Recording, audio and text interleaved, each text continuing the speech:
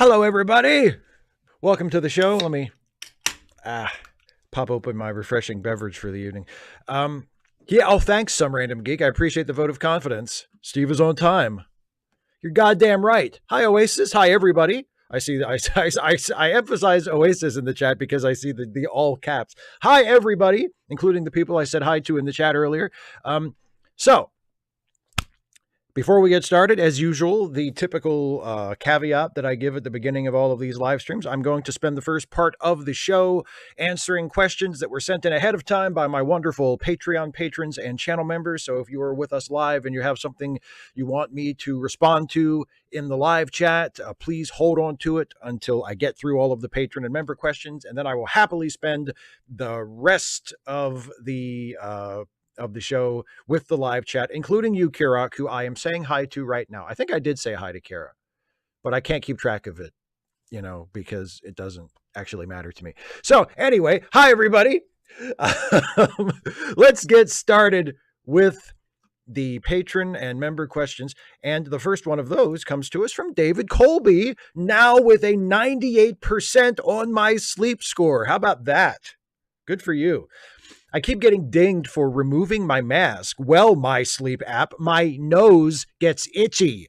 Anyway, I know you hate fantasy, but if you were ever going to give anything fantasy-based a try, I cannot recommend Delicious in Dungeon on Netflix enough. Basic pitch is that a bunch of broke down on their luck adventurers decide to survive in a dungeon by hunting and eating the local monsters. So it's half action adventure fantasy show, half cooking show, which means you get to delight in not just a really well-crafted and fantastical world, but also you get to wish mermaids were real so you can eat them. It's not stuffy, boring, full of complicated lore or even fake made-up names. They don't call them umquats, they call them giant bats because they're giant bats. And then they eat them with a bit of rice pilaf on the side. I'm hungry now. Thank you for that recommendation that I probably will never actually watch, but it does sound a lot more palatable to my taste than most high fantasy. You are correct. I get really annoyed with the unnecessary exposition and world building, and especially the made up words for things that already have words. So yeah, it sounds like I might actually, and if it's got a little bit of a sense of humor to it, it sounds like I might actually appreciate it more than I do most high fantasy, but don't expect me to to watch it anytime soon. But I do appreciate the suggestion, and congrats on continuing to have benefits from the sleep apnea mask. That's awesome. Mike Halsey, when the beloved Star Trek Enterprise only lasted 4 seasons and the original series only 3, does this mean that Discovery ending on season 5 means it can't have been as bad a series as people made it out to be? Well, you're conflating length of the show's run with the show's quality, and that doesn't really work. I mean, just because a show ran, it's a show could be on 5 seasons, 7 seasons, 10 seasons and still be a lousy show. I mean, God, how long was The Big Bang Theory on? And I mean, I haven't watched a lot of that show, but I've watched enough of it to know that it's not my kind of thing. And I think if I did make a concerted effort to watch it more, I would probably think it was pretty lousy. And yet it ran for forever and ever. So, I mean, I can say that it was a successful show, but I couldn't say that I thought it was a good show. And the fact that it was successful in the sense that it had a long run doesn't mean that it's necessarily a good show, in my opinion. It's two different things.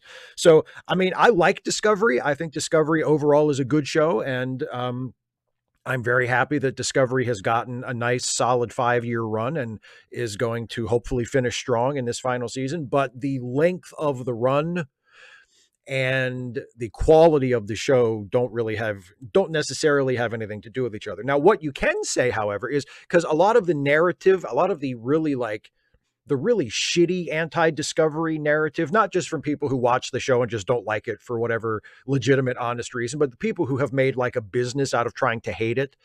Part of that narrative is that the show is a failure and is incredibly unpopular. Like, it's not enough for people to say, I don't like that show, I think that's a bad show. They have to also say, and it's a total flop and everybody hates it. So you can use that as evidence against that argument. You could say, well, if it was so unpopular and so many people hated it, why did Paramount keep renewing it for 5 seasons? So you can say that. And I think that's a good argument to make, but I don't think you can touch, it doesn't comment on the quality of it to me. Rafael Pinero, will you be doing a video, best Superman ever, or a review of the series My Adventures with Superman? Probably at some point. I do really like that show. I'm waiting for another season of it so I can have a little bit more to talk about. But yeah, I'm going to do something about it at some point because I love that show. I was very, very happy with My Adventures with Superman, and I'm looking forward to seeing more of it. Oasis. Hey, Steve, going to a WWE house show this weekend, which will be headlined by Cody Rhodes versus Drew McIntyre. And I just got to say, he's really been putting in a lot of great work. Like, I boo him because I'm supposed to. He's a baddie after all, but I can't help but admire the real depth that he has added to his character. Thoughts? Also, excellent Monday vid. Those jackasses don't know what they're talking about. Drew has really been doing great lately, and I give him a lot of credit because he kind of came out of nowhere and got this over all by himself. Like, I've never had a problem with Drew. I've always liked him. And since he came back a couple years ago for this, I guess probably 4 or 5 years ago now, but since he came back this most recent time for this current WWE run, I think he's been very good and has been completely acceptable and credible as like a perennial main eventer or upper mid card guy. But just these last several months, since Punk came back, and Punk versus Drew kind of became a thing, and then Punk got hurt and Drew made that part of his thing. Like, he has been just amazing. He has really kicked it up a notch on the microphone. His matches have been good. His matches were always pretty good, but just his persona, his attitude, that segment that they had on this past Monday in Chicago with Punk and Drew, where they went back and forth on the mic at each other. And you could tell that, I mean, they were not reciting a script. Like, one of the big criticisms of WWE promos for the last probably 10 or 15 years has been that they all sound like they're just reciting scripts and they don't really mean what they're saying, because in most cases that's what they're doing. And it's a terrible part of how WWE produces its shows, that only the tippy top main eventers are allowed to actually go out and talk and speak off the cuff. Everybody else is told to stick to the script. And of course, Punk and Drew were not doing that at all. And you could tell they were ad-libbing stuff at each other. They were improvising on each other. And Punk is one of the best talkers ever. And Drew was hanging right with him and was doing great and was giving as good as he got. And it was fantastic. So yeah, Drew's been doing amazingly well, and I really am looking forward to. I'd love to see Drew versus Cody after WrestleMania. If Drew is available, Drew might be the world champion after WrestleMania. I kind of hope that he wins the title. Actually, I kind of hope that he wins the title off of Seth, and we get a nice, good heel Drew world champion run on Raw. I think that there's a lot worse ways they could go with that. But yeah, an actual like dedicated Drew versus Cody program would be great. Obviously, Drew versus Punk when Punk comes back from injury is going to be awesome. So yeah, Drew McIntyre absolutely killing it lately. Good for him. Joan Worthman, while watching your review of Code of Honor, I kept thinking this racist piece of shit is where calcified fandom gets the oddball notion that Trek has become too woke. Then I remembered how that he's white on the left side of his face episode went so far past hitting me over the head with its message to the point where I felt bludgeoned, as if I were too dumb for a message I already believed in. I started wondering if such heavy-handed, clunky writing might have given the impression TOS and Next Gen meant to satirize progressive values. Do you think this may explain how conservatives can love Star Trek? Because I'm at a loss to explain it otherwise. Maybe, I don't know though. I don't. Usually the excuse I hear from conservative Trekkies and the kinds of things that like conservative Trekkies leave as comments on my videos when I talk about this, and I express the same kind of confusion, like how can conservatives be fans of Star Trek when the show is constantly telling them that they're wrong and people with their beliefs are the problem with society and what is holding us all back. It's not so much that they think TNG and the other shows are satirizing progressive values. I think they are under the mistaken impression that the shows do not intend to take a side and that the shows are leaving it up to the viewer to make up their mind. Now, it's really hard to make that argument with Let That Be Your Last Battlefield, the, I'm white on the right side episode, because that is so heavy-handed and in your face with the message. It's like, how could they possibly miss the point of this? But with a lot of the other episodes, even the really like staunchly, blatantly political ones, if there isn't a scene where Captain Picard all but looks right at the camera and tells you what the message is, a lot of people, including a lot of conservatives, will just assume like, well, then we're left to leave. We're left to draw our own conclusions. Like, even in an episode where clearly the episode is taking a specific side in the argument and is encouraging the viewers to see that side as the right side. So I think it's more often that there's a lack of comprehension on the part of the right-wing viewer as to whether or not the show itself is taking a side, which it almost always is. But they feel like, no, they don't hit you over the head with it. You're left to draw your own conclusions. Like, no, you're not supposed to think it's a good thing that Riker's girlfriend from the planet of non-binary people gets conversion therapy back into being non-binary when that's not really what she is, right? You're not supposed to think that's a good thing. And it's not left up in the air like, well, maybe this is good, maybe this is bad. You'll have to make up your own mind. Like, no, the episode is clearly saying this is bad, this is wrong. And the thing that this is an analogy for in the real world is wrong too. Like, it's clearly taking a side. But I've had that specific episode referenced to me as an example of how back in the day, TNG did political shows, but they didn't pick a side. It's mind-boggling.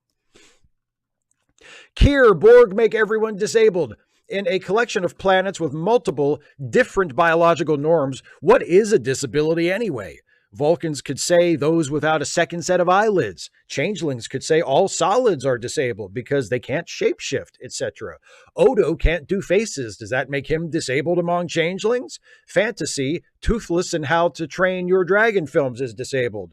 But that didn't stop him from having a life full of adventure and family. You're right, Steve. A made-up story would be ridiculous if it wasn't based on reality. Speaking of ridiculous, what's going to happen to the Republicans that hate Trump but are still full of awful ideas? Well, when Trump finally goes away, they will take back over the party. That's what's going to happen.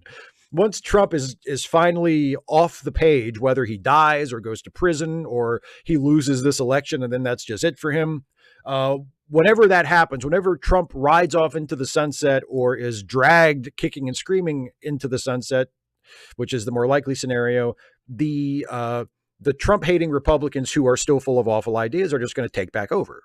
And it's going to be the same shitty Republican Party, but it's going to be run by less cartoonishly shitty people. So it's still going to be a huge problem, basically, is what I'm saying. When Trump goes away, we're not going to be able to just relax and say, oh, thank God that's over. Like, the Republican Party is still going to be a problem and is still going to need to be opposed and defeated in elections. As for what the rest of you say, yes, it's a good point. Disability is a social construct and is dependent on the society within the disability is experienced. Yes, absolutely right. So it would differ from society to society. Lawrence of America, now available in stores. You've done videos about the best and worst episodes of the various Treks, but what about the near greats? Those that are above average but fall short of excellence on some key element, such as story, character development, or some other measure. What would you include in your almost but not quite Hall of Fame? This is actually kind of easy to answer because there are two recent examples that I've done in the past couple of months on my retro reviews, just by pure coincidence. One is a TNG episode and the other is an Enterprise episode. And actually, I did them both as part of my bottle episodes batch a little earlier this year, a couple months ago, I guess at this point. But one is the TNG episode, Remember Me, and the other is the Enterprise episode, Shuttle Pod 1. And I say that both of them are good episodes. I like both episodes a lot. And they both kind of fall short for the same reason, which is they don't fully commit to their premise. It's like they break concentration and they give away the game too early. In both cases, a character or characters are placed in a situation where they're kind of closed off in their own world and we're seeing things through their eyes and experiencing things through their perspective. And then at a certain point in the episode, which is way, way too early, we are taken out of that character's perspective and we are given a glimpse of what is happening on the outside. And it kills all of the suspense. Like, it turns out Beverly is trapped in like a technobabble warp bubble thing that is causing her to experience a reality that is affected by her subconscious, and she's having the experience of people disappearing on her, and eventually everybody on the Enterprise disappears, and eventually the entire universe outside the ship disappears, and it's because of like her psyche is having an effect on her environment. But Beverly doesn't find that out until the very end, except we in the audience find it out like 2/3 of the way through. And it just completely deflates all of the tension out of the episode. Because now, like, we know what's happening, but Beverly doesn't. But we keep going back to Beverly's perspective and watching her figure out the problem that we already know the answer to. So it's still a good episode, but it could have been a great episode if we had just stuck with Beverly the whole way through.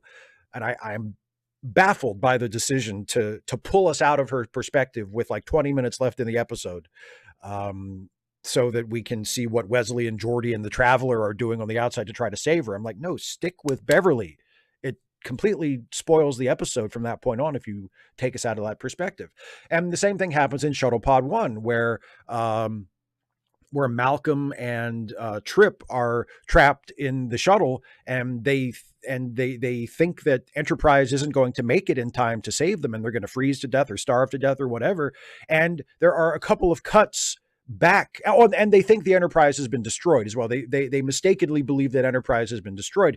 And for some reason that I cannot fathom, the show cuts to Enterprise to let us know that Enterprise is okay. And then it cuts back to Malcolm and Trip on the shuttle, who still think it completely ruins it. And again, it doesn't completely ruin it. It's still a good episode, but man, if we had stuck with their perspective until the end, it could have been a really great episode. And yeah. So those are the two examples I would say of good episodes that could have been great episodes if they had just committed to the premise and not flinched in terms of letting the audience in on stuff that the characters themselves didn't know. Martin Segato. Hi, Steve. I was wondering if you have ever seen the 1977 TV series Quark. It is a parody on Star Trek and other sci-fi from around that time. And if you have, what do you think about it? Keep up the good work. I have heard of it, but I have never actually watched it. So I can't say what I think about it because I've never seen it, but I am familiar with that it is a thing that exists. So sorry, I can't give you a better answer, but thanks for being a supporter and thanks for the question.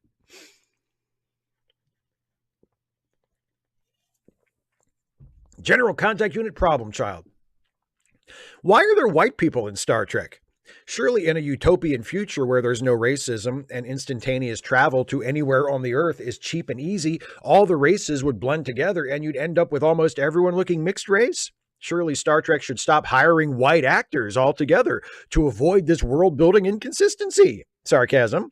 Steve, you know those people you spoke to were complaining about the presence of disabled people in Trek because they think it doesn't make sense in the setting. Isn't it weird they've never thought to complain about this? Sarcasm. Like, if it was really about consistent world building rather than bigotry, shouldn't they be mad about this too? P.S. Also, as an aside, in TNG, in the episode where Worf breaks his back, they firmly established 24th century medicine can't just fix spinal injuries. So they're not even right about the no wheelchairs in the future thing, even just from the pedantic world building consistency stance. That is a good point. That the Worf bit especially, I mean, the former bit is a great point as well, that they pick and choose what they complain about. And it's probably a case of, it's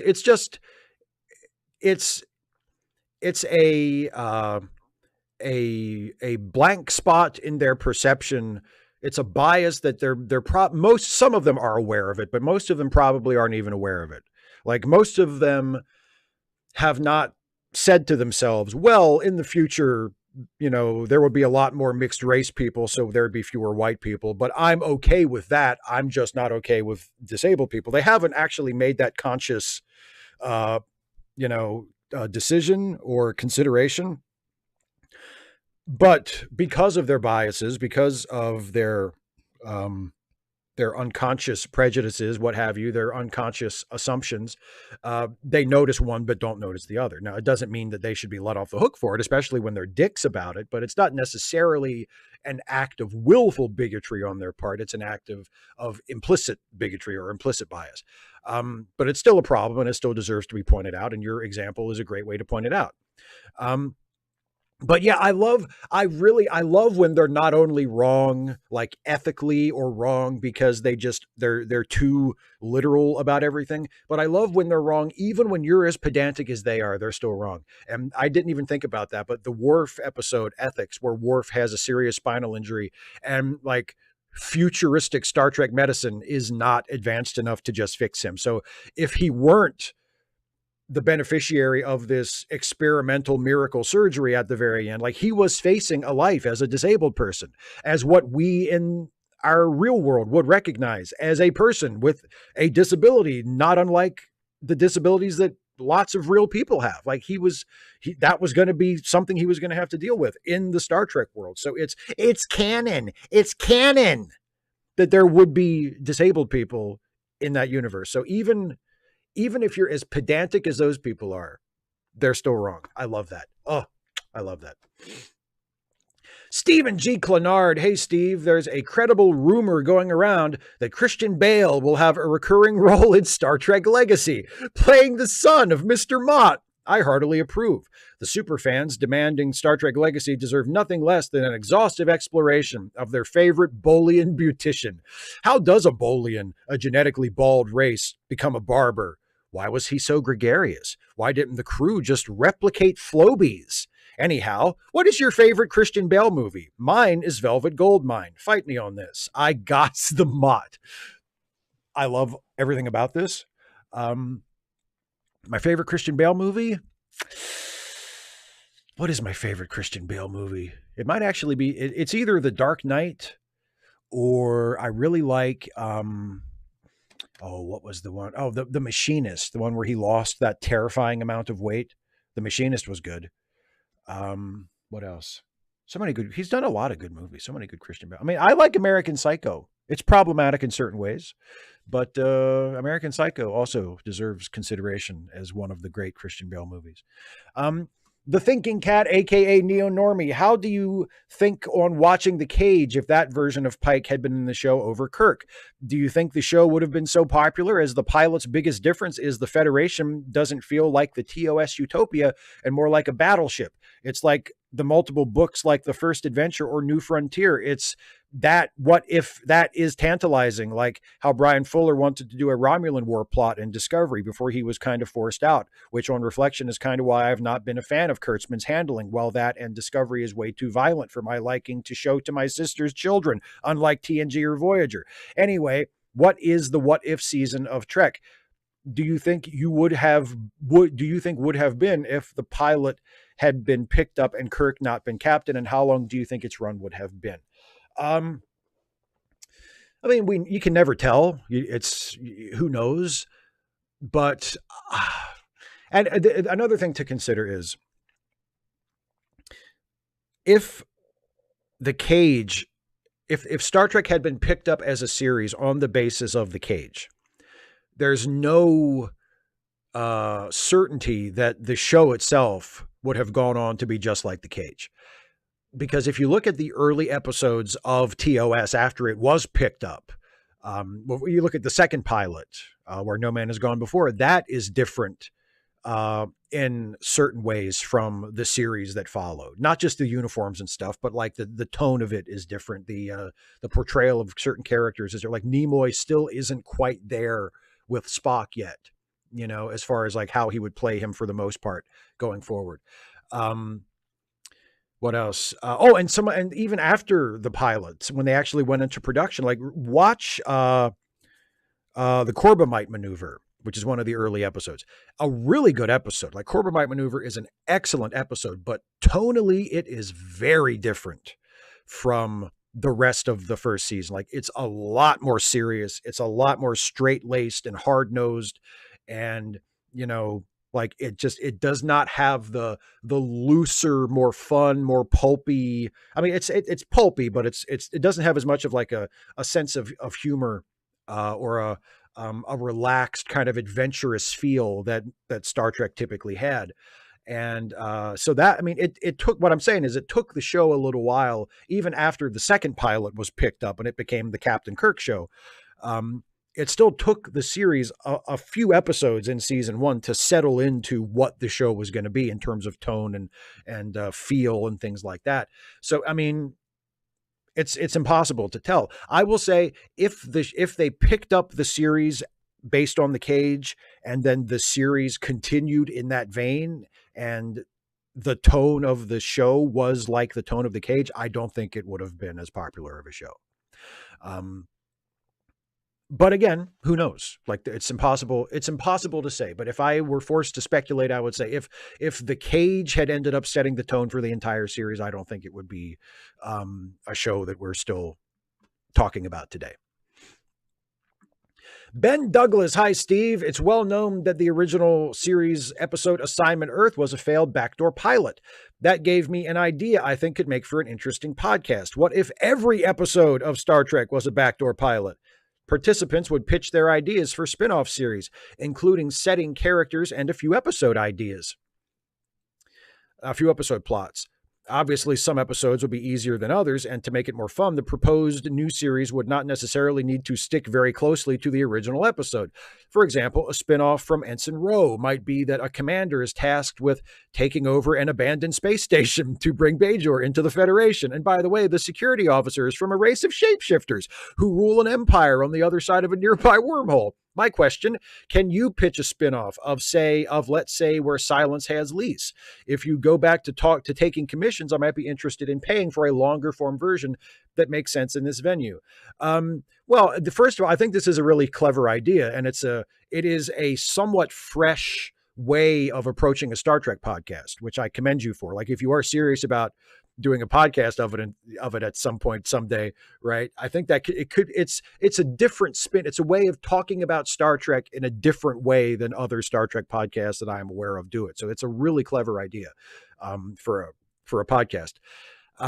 As for what would be my pitch for a spinoff of Where Silence Has Lease, well, it would have to be the Nagilum show, and the show would be a sort of an anthology show, a story of the week, where every week a new ship full of people from a different civilization wanders into Nagilum's blank space, and Nagilum has fun with them and tortures them and learns an important lesson. So it'll be like a lesson of the week show, because Nagilum's like the only way you could go with that, because Nagilum is the only new character. Otherwise, it's just TNG. So it'd be the Nagilum show. And every week he catches more people and tortures them for the sake of learning, out of curiosity. I think that could be a fun show. Brian Baker, Steve, as much as I enjoy your Star Trek videos, the videos you do, like the Best Man Toast and Disability in Sci-Fi Fantasy, usually make me laugh and make me angry. What do you think is the reason that so many fandoms are so demanding about their obsession? When did honest critique become a bad thing? What is the limit for humor in society today? I know that some things are not to be made light of, but where is the line and how close do we come to it before we cross into offense? Looking forward to your reply, and keep up the great work. P.S. Your efforts are greatly appreciated and you deserve a good time, so take some money out of petty cash and enjoy yourself. Well, thank you very much.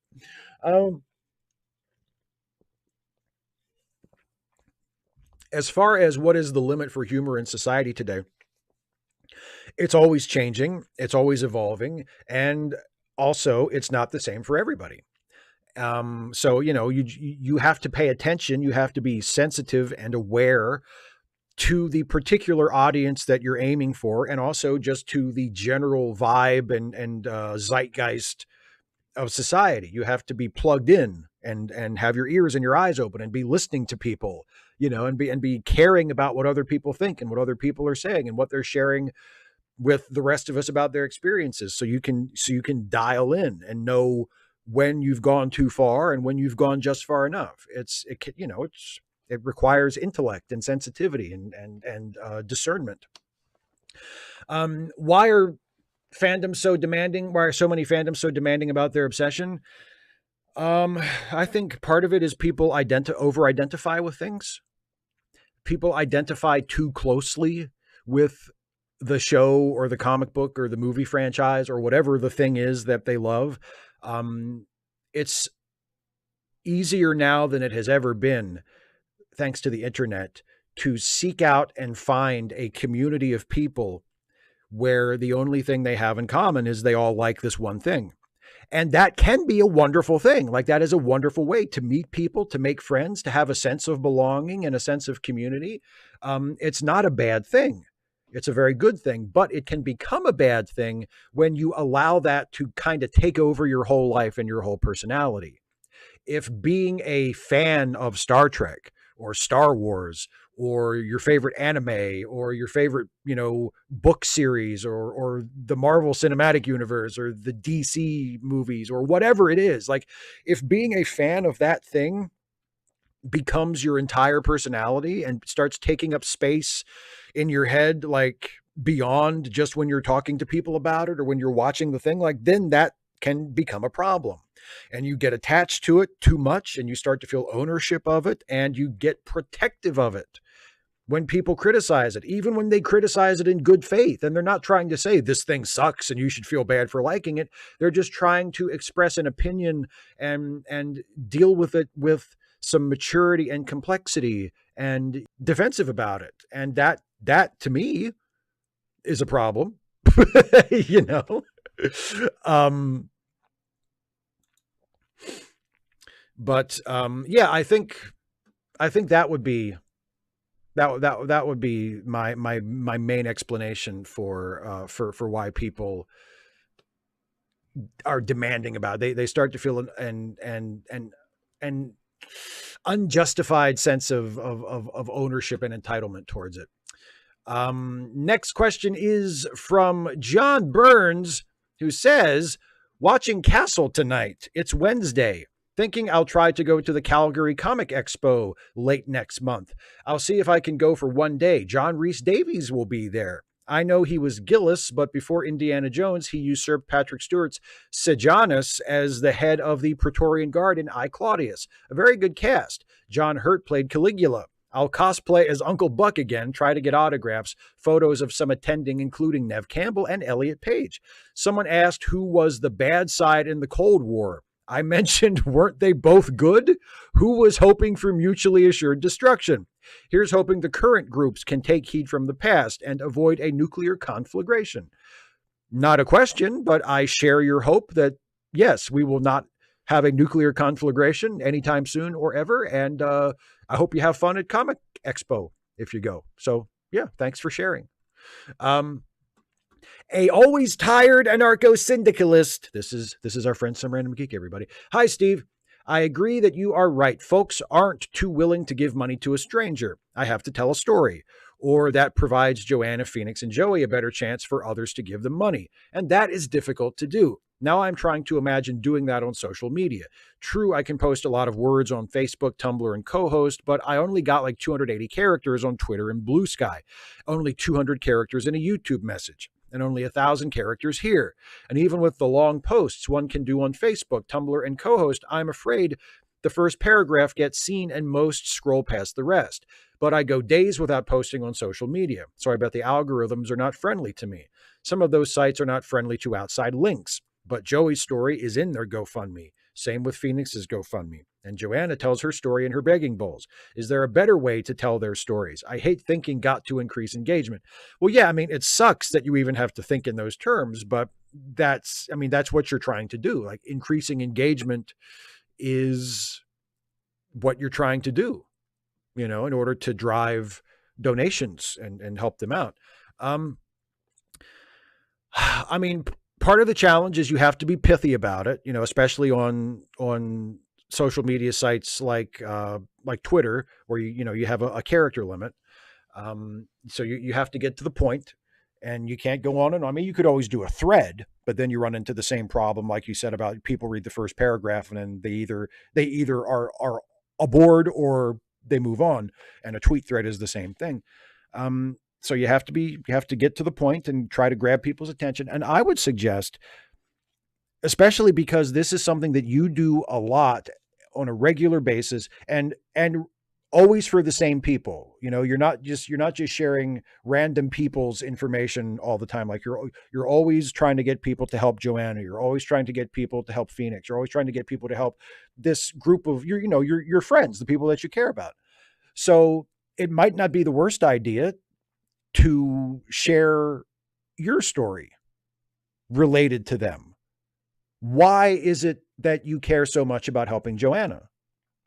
And you don't need to tell your whole life story. You don't need to write an entire book about here's every single reason why, but just introduce some kind of personal connection to it. Talk a little bit about your friendship with Joanna and how you know each other and why making sure that she's okay is important to you.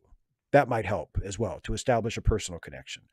Because when we read, we relate to the specific, whether it's fiction or nonfiction. We find the universal in the specific, in the particular. So if you can share with people why Joanna or Joey or Phoenix or whoever is important to you, maybe that will trigger some feeling of connection in them. Keith Parker, hey Steve, I wanted to clarify some things about the NASA Artemis missions that you have mentioned. Artemis 1 last year was an incredible success. It was a test flight around the moon. Next year, astronauts will be aboard Artemis 2 for an Apollo 8-like journey around the moon's South Pole. Artemis 3 and beyond will be South Pole lunar landings where water exists. The missions are not flags and feet. We are building a lunar base, a permanent one. In addition, we are building a lunar space station. So, since I work on this program, it is near and dear to my heart. Just like Apollo, these are public-private ventures. The big space companies are teaming with NASA, and there are 35 countries who have signed up for the Artemis Accords in order to make this happen. I don't have a question per se, other than to ask if you would help socialize this. It is a truly exciting time for NASA. Thanks for all you do. Note, this post is my opinion only and does not reflect that of NASA. And hopefully nobody at NASA would have a problem with anything you just said. But it's the Artemis program is incredibly exciting. I'm glad that you sent me this so that I could read this and share this with everybody. But yes, the Artemis program is very exciting. The only thing that is not exciting about it is that it's so long overdue, that it has taken such a long time to get to this point where we are at the precipice of seriously going back to the moon and hopefully doing some long-term things there. That is for a lifelong space nerd like me, that is tremendously exciting. And yeah, I can't wait for the human crewed Artemis missions to begin next year. I'm super hyped about it, and it's awesome that you work on the project. It's really, really cool. So yes, NASA is awesome. The Artemis program is awesome. People on the moon is awesome. And I can't wait until we have that again. Agent Meister, I can see you. Shives, can you see me? No? Really? Okay.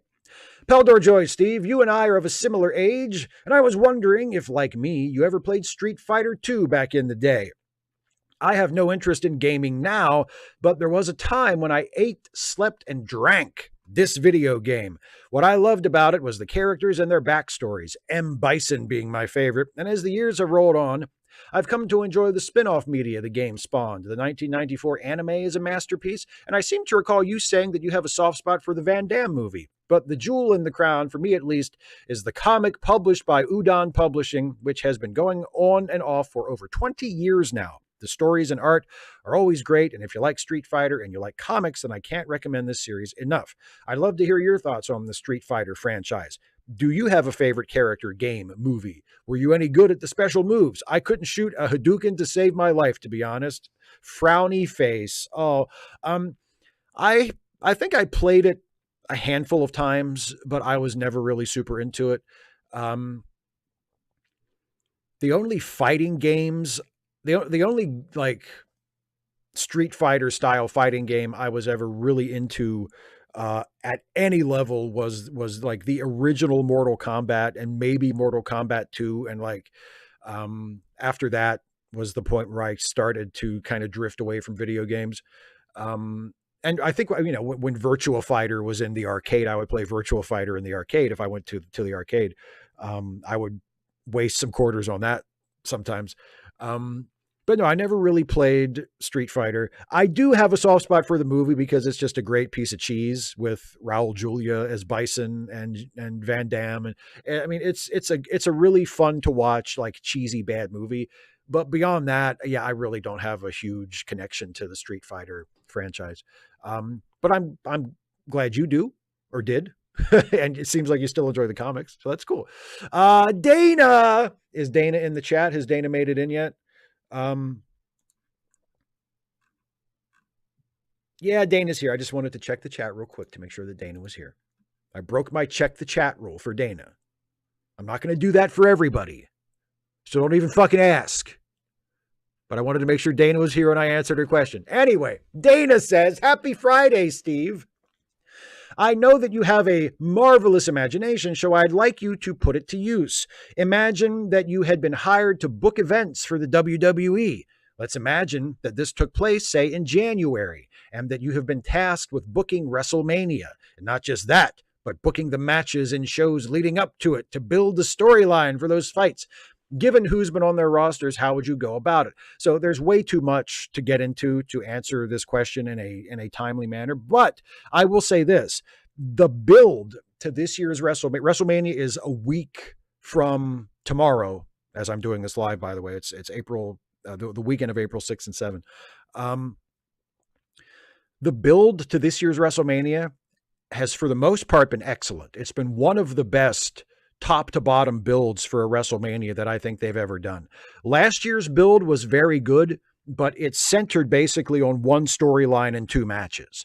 The build this year not only has been strong leading into the main event, but into multiple events, into multiple matches that are being promoted as main events, into both of the women's title matches have been built up very, very well. And I'm looking forward to both of those, as well as like the men's main events. So they've done a really good job of building intrigue and building interest in multiple matches, not just the top stuff. The only things I would really change are there's going to be a three-way match for the U.S. title with Logan Paul, Kevin Owens, and Randy Orton. I would change that to just Logan Paul versus Randy Orton, because I'd rather have a singles match between two stars than a three-way match that is barely justified. And a three-way match is always just an excuse to get one more person on the show. And Kevin Owens deserves to be on the show, but give Kevin Owens another match. Have Kevin Owens wrestle Austin Theory on the show instead of, and I know he's wrestled Austin Theory before, but you can build it up and heat it up a little bit so it feels a little bit more like a big deal. But, or if we're starting in January, you can just do things differently from January to now and just make Kevin Owens versus Theory a featured match on WrestleMania and build it up accordingly that way. But I would much rather have Logan Paul versus Randy Orton as a singles match. And the other one is the tag team titles are going to be contested in a 6-way ladder match. I would sandblast that off the show and just do a tag team match for the titles between the champions, Damian Priest and Finn Balor, and the challengers would be R-Truth and The Miz. Not because R-Truth and The Miz are my favorite tag team, but because there's a story there that they had already started to build up with R-Truth and Miz reuniting as a tag team after having not been a tag team for many, many years. And they come back together, and Truth had a storyline going with the Judgment Day, which is the group that Damian Priest and Finn Balor are a part of, because Truth is kind of a goof. And they were doing like a comedy thing where Truth thought he was a member of the Judgment Day, and then the Judgment Day humored him for a little bit, and then they finally beat his ass and kicked him out and said, you were never a member. You were never one of us, So the story could be Truth reuniting with his old friend Miz and getting back and getting revenge against the Judgment Day, who spurned him and kicked him out and beat him up by defeating them at WrestleMania for the tag titles. That's the story they were telling. And then they decided, fuck it, we're going to do a 6-way ladder match, which is garbage and means nothing. So instead of that, we'll just do the match that they were building up to that has the story behind it, that has the obvious satisfying finish of R-Truth and Miz winning the tag titles. right? And then they can, then Damian Priest can go off and be a singles wrestler and hopefully win a championship that way. But yeah, those are the only two like announced important matches on the show that I would change from what they've done. Everything else they've done, even if it's not necessarily exactly what I would have done, has got me interested. So I would just change the build and the booking of those two matches. And of course, it goes without saying Cody wins. If I'm booking the WrestleMania show, Cody wins. Cody wins. And hopefully Cody wins anyway, even though I'm not booking. He'll be crazy if he lost 2 years in a row. Shazy, good evening, Steve. You've already shared what some of your favorite musicians and bands are. If you know any, could you please let us know of any artists to avoid listening to and supporting? Specifically, pieces of shit like Kid Rock and Kanye. Also, how do you prefer consuming your music? Personally, I tend to use Spotify to try out a song and then purchase it on Qobuz if I really like it. Cheers. I've never heard of that. Qobuz? I've never heard of that.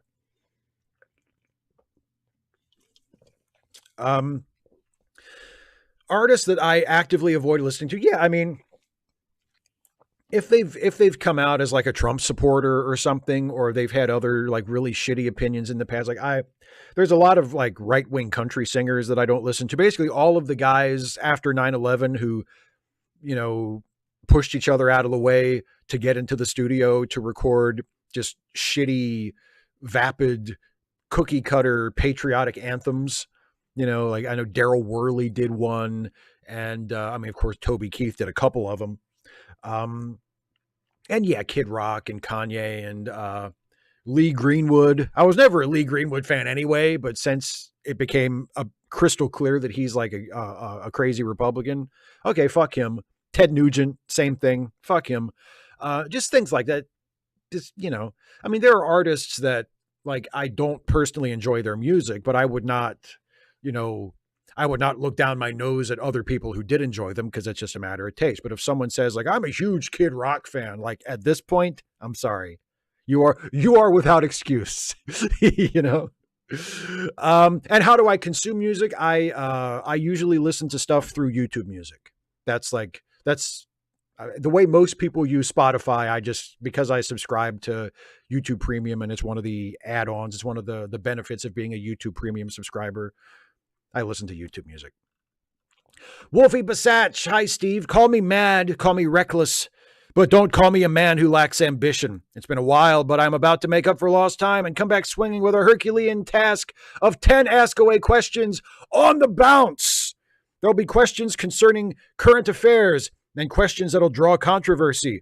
There'll be some connected to stories of love, of tragic loss, not to mention perplexing inquiries that'd make a lesser YouTuber weep in despair. It's going to be wild, emotional, dangerous, and there'll be none of that what's your favorite color crap around here. Thank you very much. These are going to be the questions of legend, comparable only to those asked in the highest of office or by the bravest of prophets, kneeling at the feet of wrathful, unforgiving gods. And so, Steve, today's question is, have you ever set off on a task filled with gusto and promise, only to know deep down inside that it's destined to fade away and come to a crashing failure about halfway through?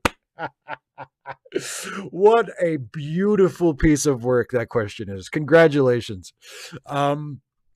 What a great question. There have been YouTube scripts that have started out one way and gone another way. Yeah, there have been projects with the YouTube channel where I've said, I'm going to do this and it's going to be great. And then I start the actual planning of it and I'm like, I can't do that. So yes, I have had that experience, and hopefully you will never know anything about what that feels like. I look forward to your other 9 amazing earth-shattering questions, which I'm sure, will be coming in ensuing weeks. Isaiah Taylor. So, Steve, let me send my condolences and thoughts for all those suffering from the Francis Scott Key Bridge disaster. Living in Florida, we had a similar tragedy back in May of 1980. A cargo ship named the Summit Venture collided with the Sunshine Skyway Bridge in Tampa, Florida, killing 36 people. And Isaiah thoughtfully provided us with a photo of this. This is the collapse of the Sunshine Skyway Bridge in Tampa. So that's what that looked like. The question goes on to say, have you ever driven over the FSK bridge? Do you have any memories of it? Have people in your town been affected by it? Um, to the best of my recollection, I never drove over it. No, the FSK bridge is, uh,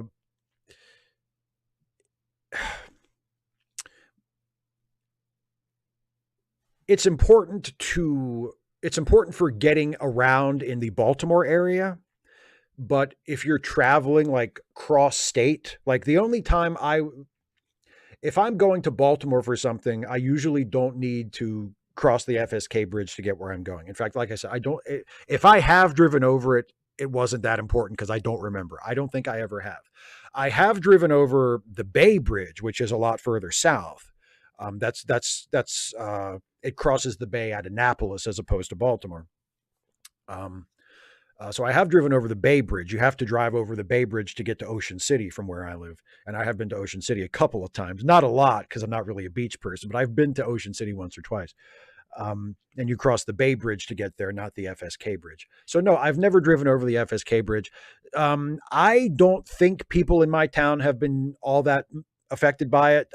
Fortunately, and I mean, it's a tragedy that 6 people died, but fortunately only 6 people died. And it's horrible that even that many did, but it's also kind of a, a miracle that more people didn't. Like when you know the story of how quickly the police on the bridge, after they received a mayday from the ship that crashed into the FSK bridge, lost power and couldn't steer and couldn't stop, and they sent a mayday to the bridge.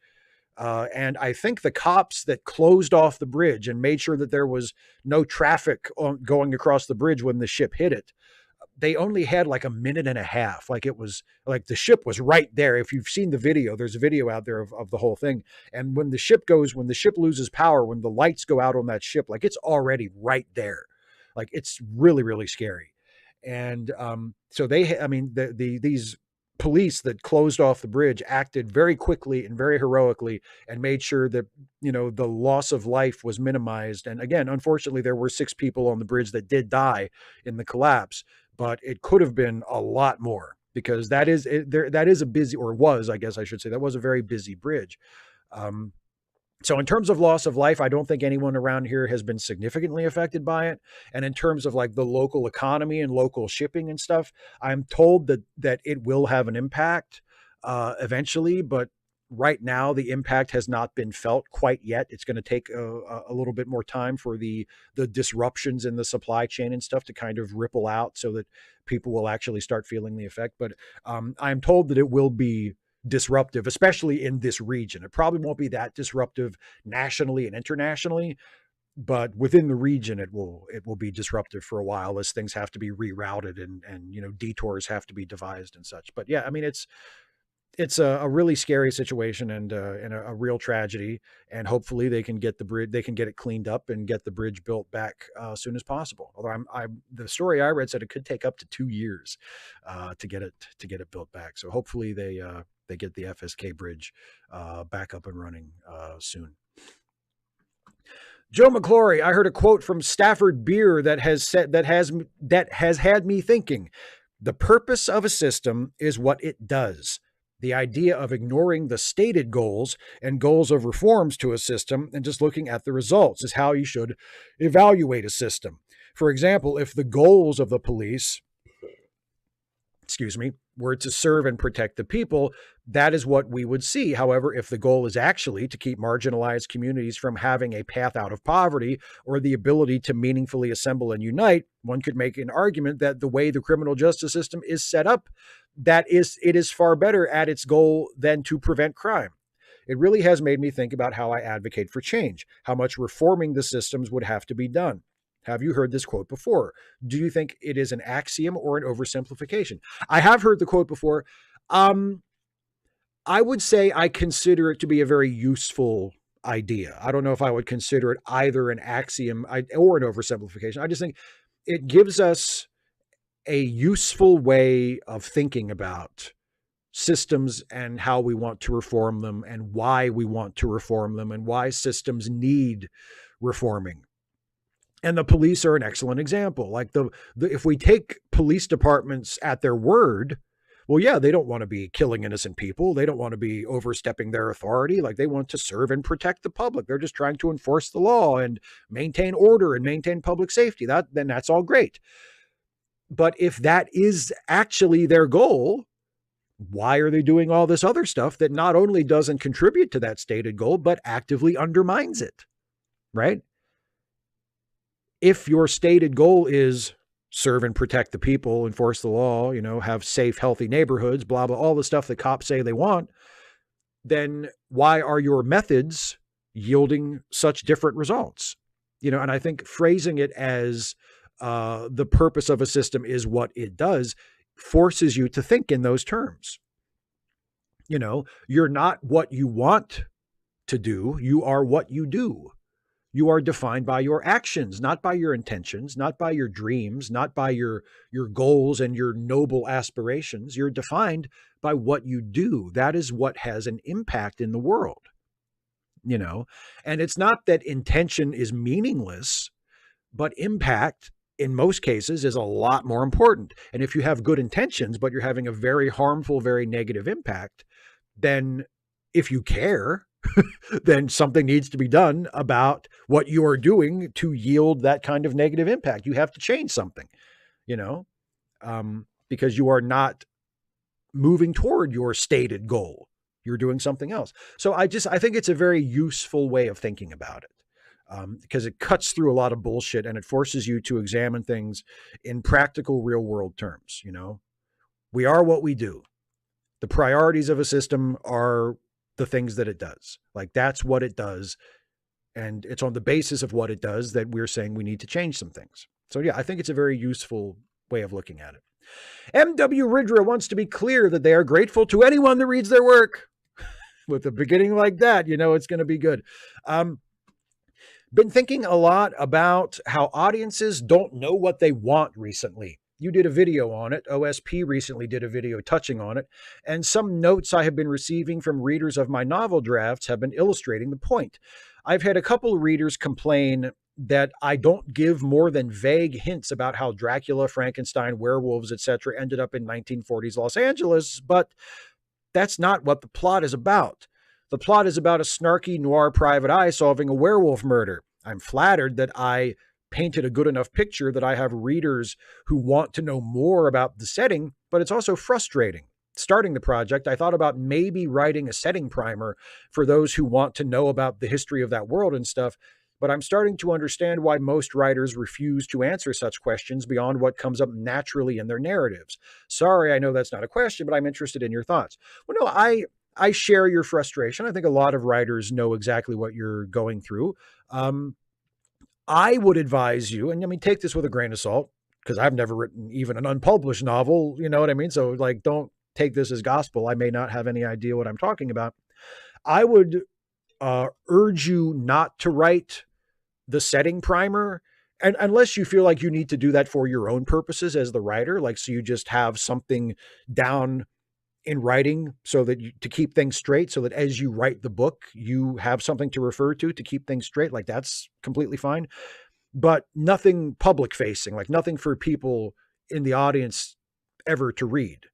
If you need to write a primer for people to read before they read your book, you have not done your job in writing the book. People should be able to read the book and understand what's going on without doing the homework first. And I'm sure you know that, but if there are people who read it and say, but I couldn't get into it because you didn't explain X, Y, and Z from the backstory, as long as the main story you're telling is clear, then the people making those complaints are not your audience.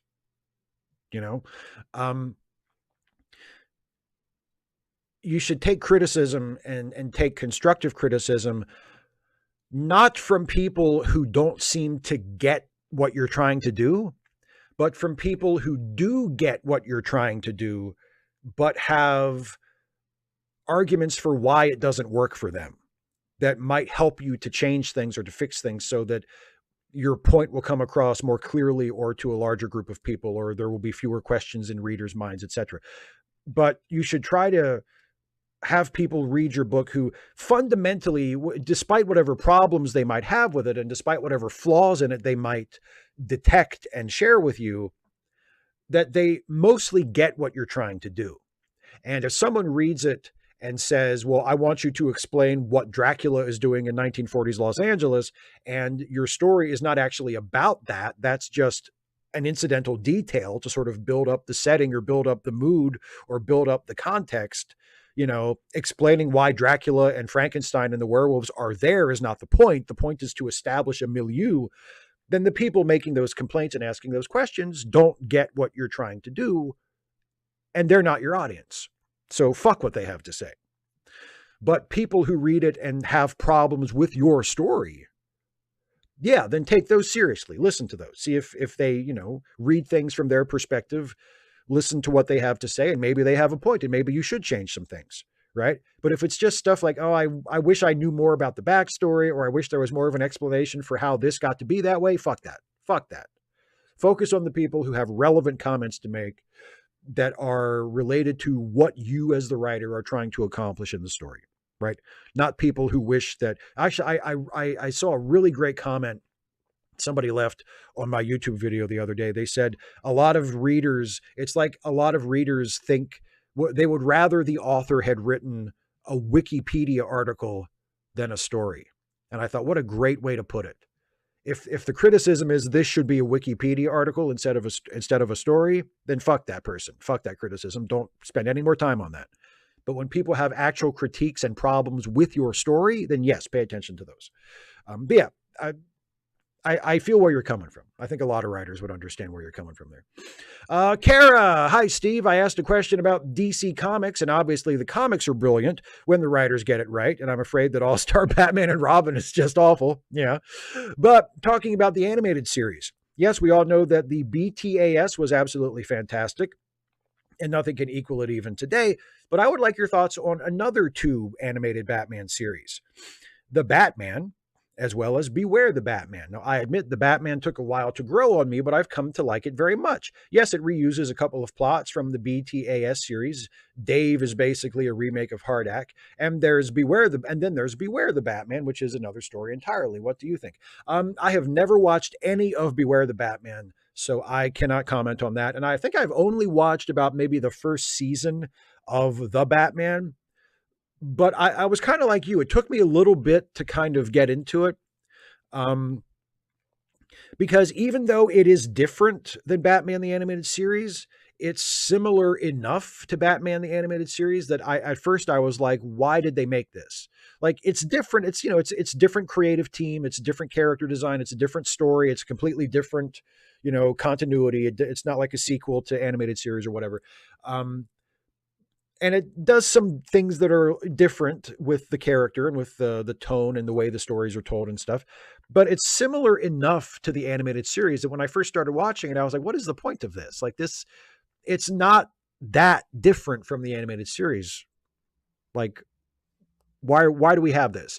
But once I got a few episodes into it and started to get into these versions of the characters and this version of Gotham and the sort of overarching story and this version of Bruce Wayne and his life as Batman, it started to grow on me. And eventually I did start to like it. And I do like it. I might go back and try to watch some more of it now that you've reminded me of it, because I didn't stop watching it because I didn't enjoy it. It was just one of those things where I watched it for a while and then I got distracted and did some other stuff and I never got back to it. So I might go back and watch some more of it at some point if I have time. Because I did end up, by the time I stopped watching it, I had started to like it a lot. So yeah, I like the Batman, but I haven't ever seen Beware the Batman, so I can't tell you anything about that. Siamak, who is pushing it, but is not actually late. Greetings, Steve, and happy Holy Week and Passover to those who celebrate. I had the Persian New Year, Nowruz, last week and started my new job post-layoff the next day. Seemed fitting. Anyway, I really don't have a question this week, but maybe we could all take a moment to just enjoy how the GOP finds new and creative ways to lose their House majority. Good day to you all. Yeah, who's the one who just resigned or just announced he's resigning? Gallagher, not the dead comedian, but the soon to be no longer member of the House. Yeah, he said he's leaving next month. He had already announced that he wasn't running for re-election, and then last week he was like, "Actually, you know what? Fuck it, I'm just going to quit." That's hilarious. It's like the level of rank and file Republicans who are too cowardly to actually stand up to Trump. But you can tell that they've had enough to the point where they're just like, no, fuck this. I'm not doing this. And they're like, fuck the majority, fuck the party. I'm leaving. I think that's hilarious. So yes, congratulations on the new job. Awesome. And yes, let's all take a moment to appreciate whenever the Republicans stub their toes or shoot themselves in the foot, it's always a cause for celebration. So yes, let's appreciate that. Okay.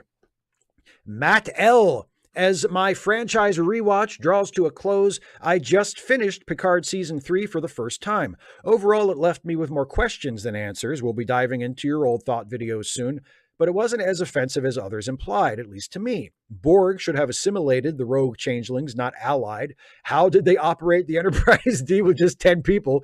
But those and other nitpicks aside, I'd say better than Season 2, and I like the post-credits reveal. Have your thoughts changed in the time since you first watched, reflected in your old videos on Picard 2 and 3? Well, no, but keep in mind, I haven't rewatched them. I have no intention of rewatching either of them. I mean, I didn't like either season. I have no urge to go back and rewatch either one of them. I suppose if I come up with a video idea that would necessitate rewatching certain episodes or even, God forbid, rewatching the entire season, then I would have to do that at some point. But I still feel the same way I felt about them before because I've only watched them once and I have no great desire to ever watch them again. I mean, I haven't changed my mind, but I do agree with you. Season 3 is better than Season 2. I mean, I don't like Season 3, but Season 3 does at least have a handful of good episodes. And one genuinely fantastic episode. Episode 4 of Season 3 is really, really good. An episode or season 2, like there are no good episodes in season 2. Like season 2 is just dreck from beginning to end. So season 3 is definitely better than season 2, but that is faint praise indeed. Like season 3 is still not what I would call good, or even for the most part, a few episodes aside, acceptable Star Trek. But it is what it is. That ship has sailed. And right before they sailed it, they renamed it the Enterprise for no fucking reason at all. Russell, and I believe this is the last question. No, one more question after this. Sorry, Air One Fire. Didn't mean to give you a heart attack when you're watching this later. Air One Fire's question is the last one, but Russell has his next. Hey, Steve, quick cheat. Sorry, and feel free to say never do this again, but 2 questions. One real quick. I have noticed on your and many other Patreon accounts, it says join for free. What does that mean? I thought the idea of Patreon was to support a specific channel to help it thrive. Now on to my actual question. You said something last Wednesday that got me to think. I know Star Trek is made up, Superman is made up, all fictional, but isn't the idea of both concepts worth exploring? You had said Enterprise's explanation of Klingons wasn't necessary, but is having a little harmless fun to tell stories wrong? I don't know. I didn't hate the Enterprise season 4 as much as others. Then again, I don't hate Voyager as others do. Could they have been better? Of course. Then again, they could have been far worse. Forgive me, Steve. You are talking to a major Star Trek geek here. Anyways, see you shortly, and sorry to disappoint, but Stuffy is still the best. LOL. Hey, Stuffy is the best. Am I not a major Star Trek geek? Well, no, it's my problem with the 2-parter in season 4 of Enterprise that explains why the Klingons look different is that I don't think it comes from story. It comes from wanting to explain an inconsistency in the franchise that everybody knows the real reason for. I mean, it's the same syndrome that afflicts prequels when, like in the Han Solo Star Wars movie, when they felt the need to explain why his last name is Solo. Like they explained something that doesn't even need an explanation, but they're like, oh, look, isn't it? Oh, that's why that's that thing from the other movies. This is the reason it is that way. And like, to me, that's not good storytelling. There's nothing wrong with having fun and telling a story. Star Trek has done that a lot in ways that I really enjoy. Yeah, there's nothing wrong with having a little harmless fun to tell stories. No, not at all. But I don't think that two-parter from season 4 of Enterprise comes from that impulse. It comes from, well, let's finally explain why the Klingons have different looking foreheads when everybody knows the reason. And it's a waste of time to spend 2 episodes of your show's last season to do it. And actually, I mean, for the impression I get is that Enterprise season 4 is fairly popular among the fan base. I feel like a lot of people really like that season. I'm not a huge fan of it. I don't think it's Enterprise's best season at all. In fact, it may be my least favorite season of Enterprise. Again, a few episodes aside, there are some really good episodes in season 4. But I'm not a huge fan of it. I prefer seasons 1 and 2 actually of Enterprise to, if anything. Which is not to say those are great either, but you know, relatively. But no, it's to me, there's a difference between telling a story because you have a story to tell and telling a story because you noticed something that bothers you about some other story that somebody else told and you feel like you need to fix it. That second one to me is not storytelling. At least not a kind of storytelling that I'm interested in. I mean, yes, technically it is storytelling, but it's not a kind of storytelling that I'm interested in. And the story you tell working off of that basis is going to have to be really, really, really good to win me over. Now, you may not give a shit about winning me over because who am I? But if the question is directed at me and, you know, what did I think of it? Like you're in the hole with me already. If your starting point is, do you ever notice that funny inconsistency in Star Trek where one thing in one episode says this, but another thing in another episode says that, and they can't both be true? Well, I have this whole story that I made up that fixes that. I don't care. Like, I don't care. Do something else. Tell me something else. Don't try to fix stuff. Nothing needs fixed. It's all made up. It's fiction. Nothing needs fixed. Okay. So that was my problem with that.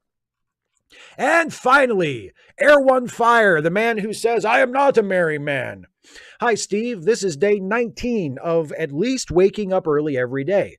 I'd like to say I also worked every morning, but damn, I just can't keep it going. I feel like I had these 2 weeks of almost perfect organization, and now I feel like I'm losing my grip on it, and I don't know why, and I don't know what to do about it. God damn it, this is frustrating. I don't even have any questions, but if you've got any words you could tell me that you think would make sense, I'd appreciate it. I'll watch this in the morning. Best wishes.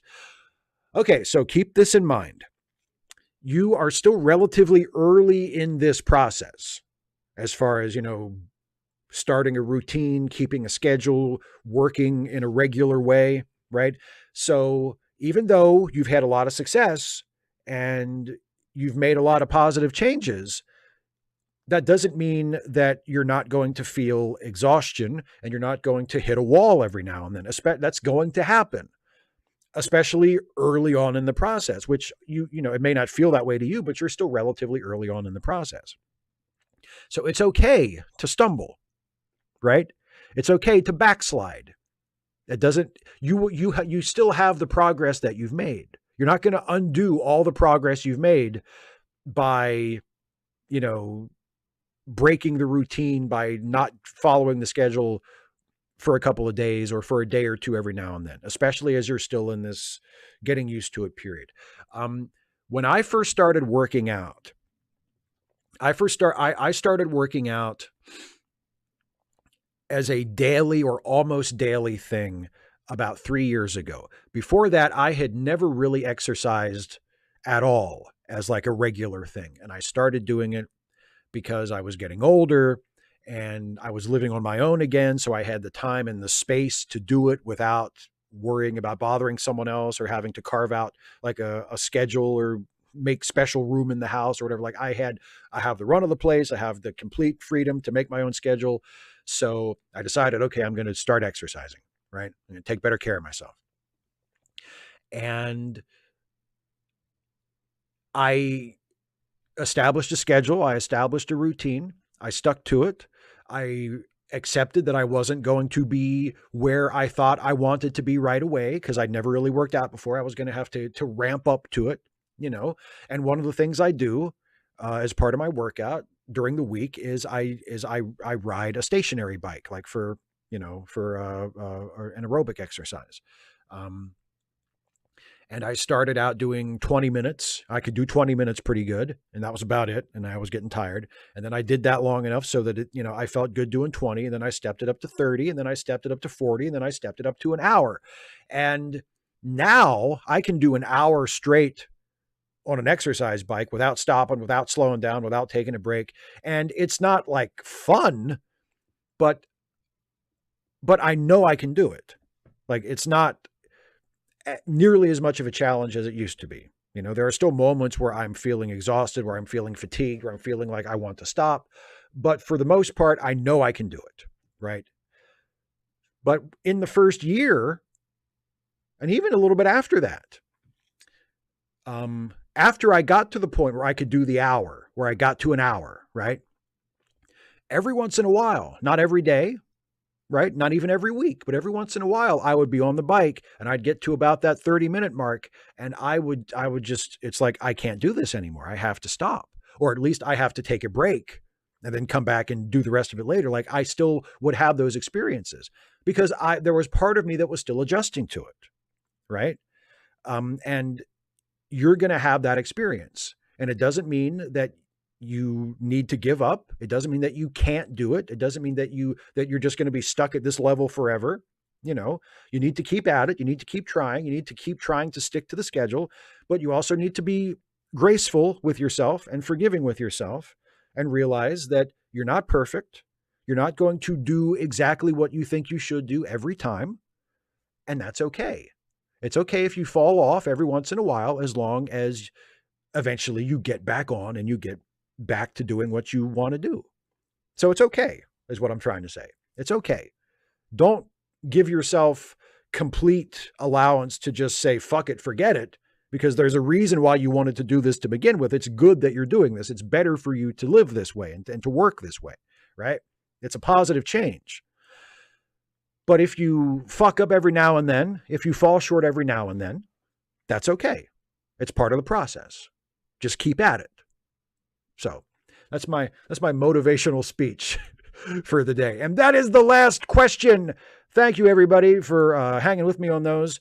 Now I'm going to turn to the live chat in just a minute. But first, it's time for another Stuffy and Friends short. And this, as always, is a brand new Stuffy short that will premiere tomorrow on this channel as a standalone short. But you all get to see it first right now. So please enjoy this brand new Stuffy short.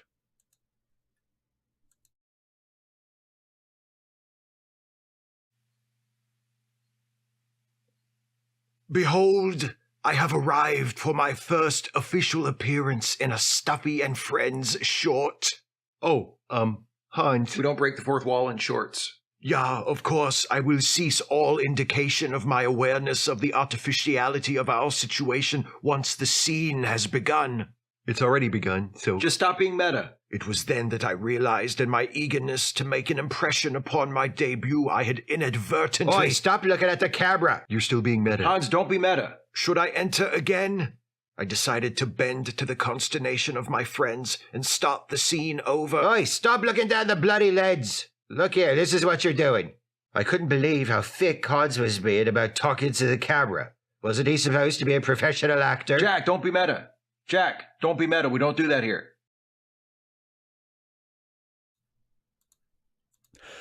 Yes, Hans has made his official debut in the Stuffy and Friends shorts after appearing in the Turkey Day videos the last couple of years, and he was in the new material, the quote unquote host segments in the Stuffy and Friends short compilation video I released a couple weeks ago, or I guess last month now. But yes, Hans Krieger has arrived in the Stuffy shorts. So that means, Oasis just posted a member message. In fairness, Worf brought up the inconsistency with Klingon appearances first in Trials and Tribulations. He was asked about it at K7, and he said, we don't discuss it with outsiders. Yeah, and that's all the explanation they needed. That's all they ever should have done. Just acknowledge it, right? Make it a joke. Have them look at Worf, look at the other Klingons, look at Worf and go, what's the deal? And Worf say, they're Klingons. It's a long story. We don't talk about it. Done. That's all you need. And you only need that because they did that episode, because they revisited that episode literally. We just watched that. Dana and I just watched that on Trek Reluctantly this week. CMAX says, I'd just like to state for the record that I edited my question. It didn't change the meaning, just made me sound more mellifluous. No need to go back, but for the record. Well, thank you for that clarification, my friend. Summary of Geek, yes, only me and... What are you doing? Only me and Garth are allowed to talk to the camera. Yeah, it's same energy, yeah. Kara, how many stuffed toys do I have? At the moment, how many do I have? Let me see.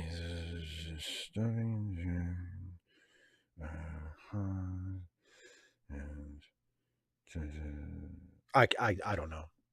I could leave the room and go count them real quick and come back, but I don't really want to do that during a live stream. But maybe 10 to a dozen right now, something like that. But roughly a dozen, I would say. Maybe less, maybe slightly more, but something like that. Shrivastov says, did you know Kevin Feige is a huge Star Trek fan? I hope he sees this channel. What would you ask him if you ever got to meet him? Star Trek related question. Yeah. Wouldn't it be? It would be cool to talk to like the grand poobah of the Marvel Cinematic Universe about Star Trek. I guess I would ask him what his favorite, if he has a favorite Star Trek movie. Because he's like big time movie guy. I'd ask him if he had a favorite Star Trek movie. And then we would talk about whatever that movie was.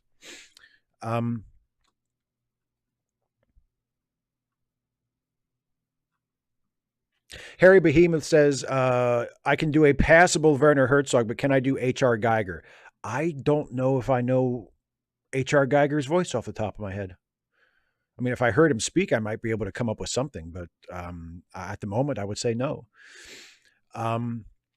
Isaiah Taylor, R.I.P. Louis Gossett Jr. Yes, indeed. Yes. Rest in peace, Louis Gossett Jr. It was announced that he passed away today at the ripe old age of 87. So nice, long life. And boy, one of those actors that just, you almost never saw him acting.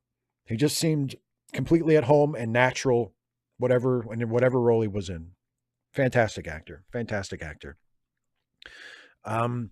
Steve Schmeling says an alternate version of Worf's explanation could have been telling Bashir to shut up and slap him, but that's my solution to everything. Yeah, for real. I wasn't supposed to answer that question, Kara? Well, sorry. Super chat from John Burns. No love for Empire of the Sun, Bale best movie. No, Empire of the Sun is a great movie. I like Empire of the Sun a lot. But no, I mean, especially if the point of the question is, and I'm not saying, I mean, Christian Bale has been a great actor since he was a little kid. But if I'm thinking of like my favorite Christian Bale movies and keying off of his performance in the movie, I don't think I would go Empire of the Sun. I think I'd go for one of the ones I mentioned. But yes, Empire of the Sun definitely deserves a mention for sure.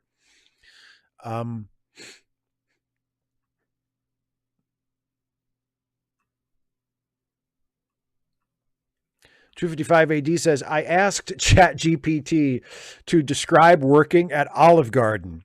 Throughout the day, the kitchen staff at an Olive Garden exemplifies teamwork, skill, and a passion for Italian cuisine. Accurate? I've never worked at an Olive Garden, so I don't know.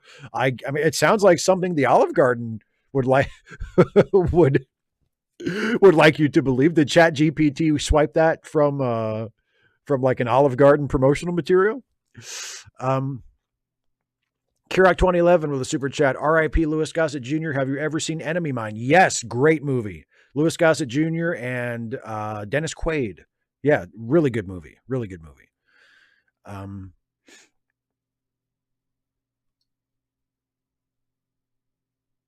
Sean O'Sullivan says, I wish Universal would buy out Trek or Paramount. That way we could have a Star Trek theme park similar to Galaxy's Edge. I guess that'd be nice for people who go to theme parks. I mean, I'm not really a theme park guy, so it doesn't make a shit to me. As long as they keep making good TV shows and movies, I don't give a shit.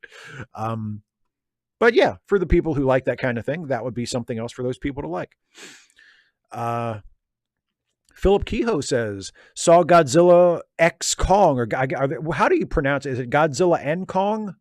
Anyway, Godzilla, the new Godzilla Kong movie. This evening, Godzilla versus Kong had them fight each other. This time they team up and basically do a tag team match. So if you wanted to do a sequel to your G versus K video, you could. I've heard that this one is like they, of course they team up at the end of the last one too, but this time it's like they're kind of on the same side all along. I'll probably see it when it comes out on streaming. I'm not going to go to the theater to see it. But yeah, maybe I could, I could do a sequel to my video, examining it through like pro wrestling logic. Yannick Muller says, any thoughts on the Before trilogy? I rewatched them recently, still among my favorite movies. I would love to listen to a late seating review of one of them someday. I'm sure at some point we'll get around to and we'll at least get around to doing Before Sunrise. I don't know about the subsequent two, but I would imagine we'll get around to Before Sunrise at some point.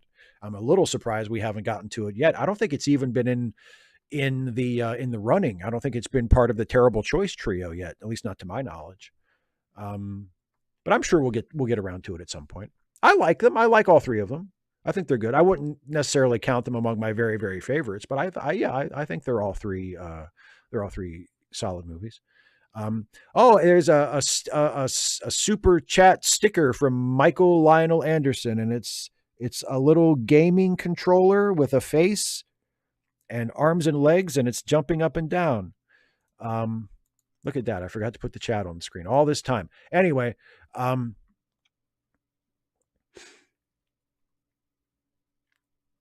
I know you were teasing, Kara. Joe McClory, rest in piss, Joe Lieberman. We could have had the public option. Yeah. I can't say I'm overly filled with, fondness for Joe Lieberman. He wasn't the worst guy in the world, but yeah, his contributions or lack thereof to the run up to Obamacare are not to be forgotten and not to be viewed positively. Michael Handeline, are you still planning to do a video on My Adventures of Superman? Yes. Actually, that was a patron question earlier. Yes, I'm planning on doing one at some point. I have no idea when specifically, but yes, I definitely want to do a video about My Adventures of Superman at some point. 255 AD says, if they rebooted TNG, do you think they should cast a blind actor as Geordi, both for representation and the fact that a blind actor would find it easier to act with a hunk of metal on their face? I think that's a really good idea. Yeah. I think that's a really good idea. I think that would be very cool to hire a blind actor to play Geordi. That's a neat idea. I think yes, I would be completely in favor of that.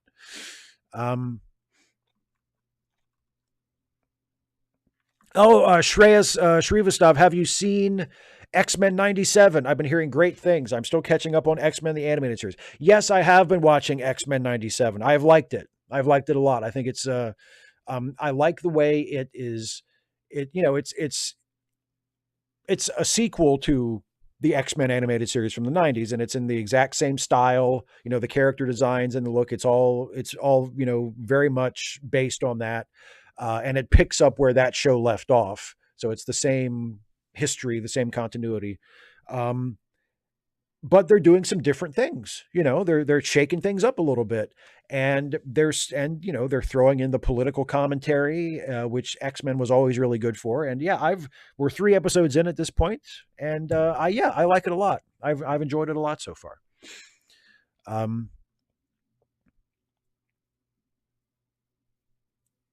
255 AD says, during her last live stream, I ran my question by Council of Geeks. She said the Worf addendum is arguing on their terms, but I said it shows the continuity argument is a pretext. Thought? Yeah, I mean, like I said, I think it's a good argument. I think the people who say that disabled people shouldn't be in sci-fi stories unless there's some kind of special justification for them are wrong no matter what. Like, even if that Worf story didn't exist in Star Trek, even if you didn't have that example to point to, they would still be in the wrong. But I think it says something about about not their hypocrisy, but the,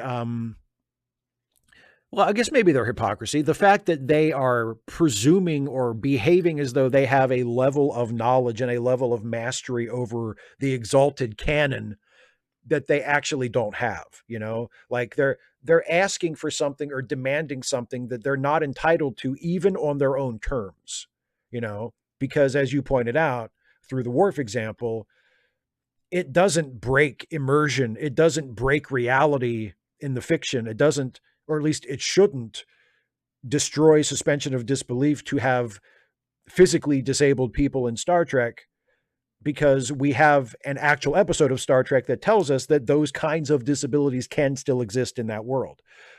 So they're wrong on every level. They're being unreasonable on every level. So I think it's useful to point out for that reason. But yeah, I mean, even if the Worf example didn't exist, they'd still be wrong. But the fact is they're wrong in general, and they're also wrong on their own specific terms.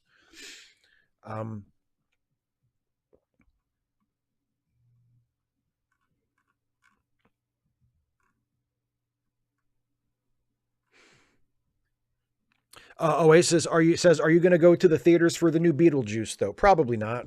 I'll probably wait until it comes out on streaming. I like the original Beetlejuice a lot, and I'm a big Michael Keaton fan, but am I going to a theater to see Beetlejuice 2? Probably not. Heavy D says, if Star Trek made, Steve Schmeling, it's Godzilla multiplied by Kong. Well, there you go. That makes sense. Anyway, Heavy D says, if Star Trek made an animated movie, what era and characters would you like to see in it? Personally, I would like to see this done with the cast of Enterprise. My preferences for animated Star Trek is just the same as my preference for live action Star Trek. I don't care what era it's in. I just want it to be characters that we haven't met before. Now, the caveat with a movie would be, I would like to see a fourth Kelvin movie, because I really like that version of the classic characters. But if we're talking about like starting a new series, I would like to start a new series with new characters. And I honestly don't give a shit what the era is, because the era shouldn't matter anyway. You know, I would say the TOS movie era, because I like the uniforms. I like the monster maroon uniforms. That's literally the closest thing to a preference I have, because I just kind of like those uniforms. But other than that, whether it's animated or live action, the era makes no difference to me, and it shouldn't make any difference to the showrunners either, if they're actually interested in telling a story.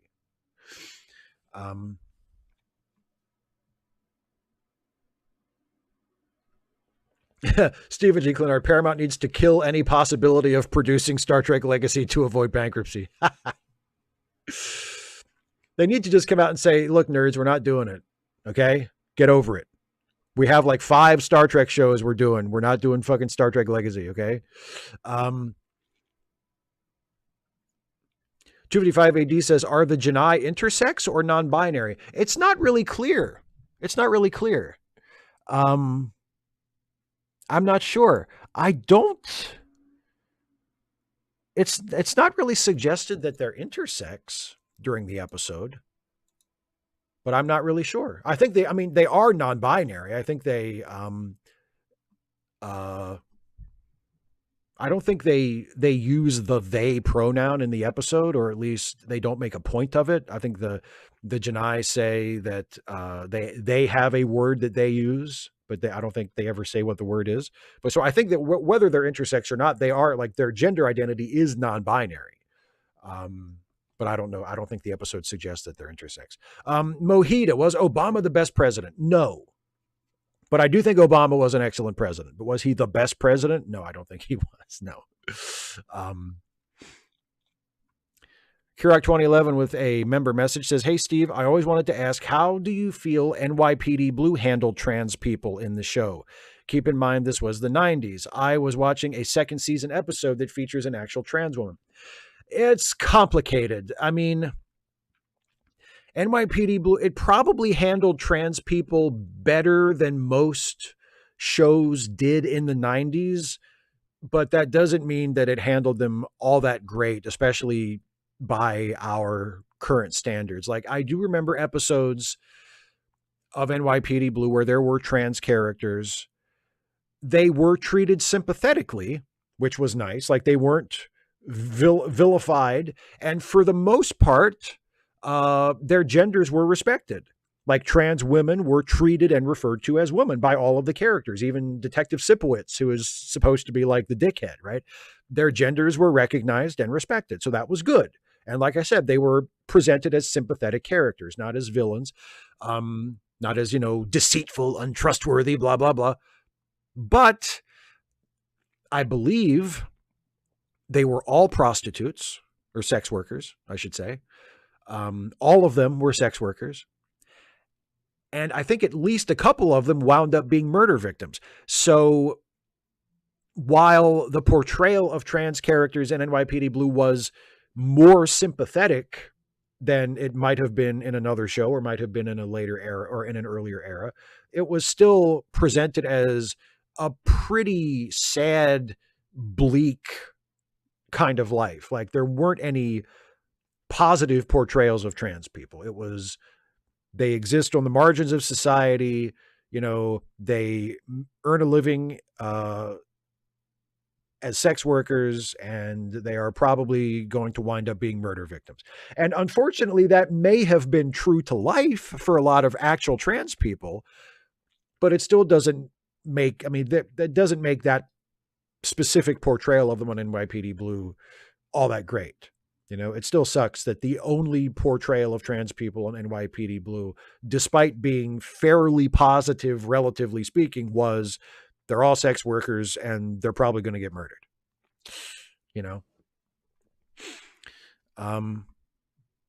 Stephen G. Clenard, creative bankruptcy. Well, that would be the subtitle of Star Trek Legacy. Star Trek Legacy, creative bankrupt, or brought to you by creative bankruptcy, or based on Star Trek by Gene Roddenberry, co-created by Terry Matalas and his longtime Star Trek writing partner, creative bankruptcy. Isaiah Taylor, it's not. It's called X-Men 97 because it's set the year after the end of the 90s series, and the 90s series ended in 96, so it's called X-Men 97 because it picks up where that one left off. I don't know if it's explicitly meant to be set in the year 1997. It could be, but I'm not sure if it's meant to literally be in 1997 or not. Harry Behemoth says, speaking of X-Men 97, Steve, you and Jason should review each episode. That show is batshit. Episode 3 did like 2 years worth of comics in 30 minutes. In episode 2, Logan threatens to give a guy a C-section. Yeah, it's a really cool show. It's a really cool show.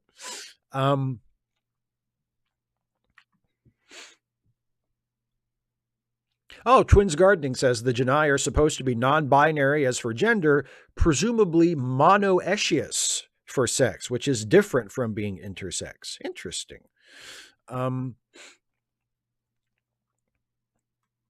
yeah, Sean O'Sullivan points out Hemmer, the chief engineer of the Enterprise from season 1 of Strange New Worlds, was played by a blind actor.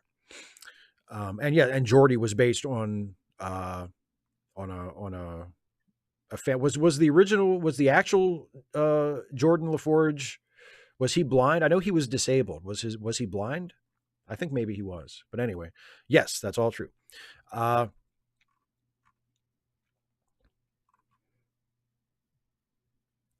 Isaiah says, I'm going to watch From the Earth to the Moon on VHS tonight. What's your favorite episode? God, it's been so long since I've watched that. Oh, man. Yeah. The Apollo 13 episode is really good. The Apollo, well, the first episode is really, the last one, the Apollo 17 episode is really good too. The final episode. Yeah, but and then what was the one? Yeah, the last episode with, where Tom Hanks was in it as the French filmmaker, and they have that story parallel to the moon landing. But it's been so long since I've watched that series. Anyway, one of those probably. Kane 20C, can you think of a movie that would make you go to the theater? Yeah, I'll probably go see the new Batman movie when it comes out. The next Robert Pattinson one, the Batman sequel, whatever they end up calling it. I'll probably go see that in the theater. There might be another MCU movie coming out at some point that would get me to the theater. Yeah, I've gone to see, since the pandemic, I've gone to a movie theater, I think 3 times. One was for Spider-Man No Way Home. One was for the Batman, and one was for Guardians of the Galaxy Volume 3. So the pattern seems to be, if there's a superhero movie that I want to see badly enough, I'll go to the theater to see that.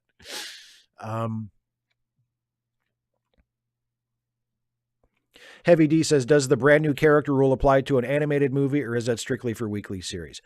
I would prefer new characters regardless of animation or live action or whatever. I would love for Star Trek to get back into the mode that it was in the 80s and 90s, beginning with TNG, where when they wanted to do a new show, they created new characters and created a new setting within the Star Trek universe, and they did it that way instead of saying, let's go back and fill it with legacy characters and try to fill in holes in the timeline or whatever. Like, I would just rather see new characters. And again, like, look, Strange New Worlds is my favorite current Star Trek show by far. And it is a legacy show. I mean, it doesn't have legacy actors in it. It has new actors playing, new versions of the classic characters. And it stylistically and tonally, it does not feel, even though it fits within that space of the continuity, sort of between the early seasons of Discovery and the start of classic Star Trek. Like, it's, it fits in that space and that gap in the timeline. But it doesn't feel hemmed in by that. It doesn't feel beholden to that. It feels like the creators feel the freedom to do the show they want to do, as opposed to try to get it to match something else. So, when you do it that way, it's not such a problem. If it's a good show, it's a good show. But if you're asking me for what I would wish to see from, a brand new Star Trek thing, I would like to see new characters in it on a new ship or a new setting or whatever. Leon says, started watching MacGyver after seeing one of your videos, and already I love it so much. Awesome. Always good to meet another MacGyver fan. I do love me some MacGyver. Brian Baker says, have you considered doing anything with Trek actors in other projects like Nimoy in Columbo or Spiner in Night Court? It might be interesting. I would want to come up with a thesis for the video other than look at these things that the actors from Star Trek did besides Star Trek. If I could come up with a compelling reason to review, Nimoy or Shatner on Columbo, or, Brent Spiner in Night Court. Brent Spiner was just in Night Court. He did an episode of The Revival a couple weeks ago. He came back and played his hillbilly character again. If I could come up with a reason with a take that would be worthy of a video, instead of just saying, look at these other things that Star Trek people did. Like, I don't really like doing videos like that. But yes, I think that would be a neat idea if I could figure out some way into it, for sure.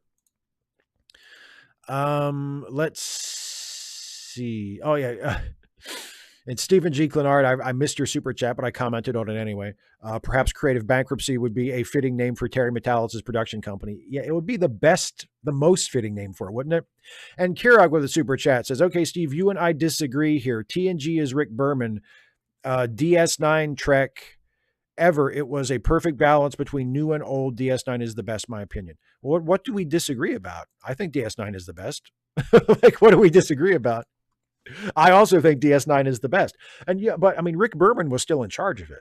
Like, Rick Berman wasn't as hands-on with DS9 as he was with TNG. And definitely, like, he was way more hands-on with Voyager and Enterprise. Like, Berman was far more hands-on with Voyager and Enterprise than he was with any of the shows prior to those. Like, he has a lot more writing credits for both of those shows than he ever had for TNG or Deep Space Nine. But Berman was still the head of the franchise. Like, he was still the last stop at the top of the ladder.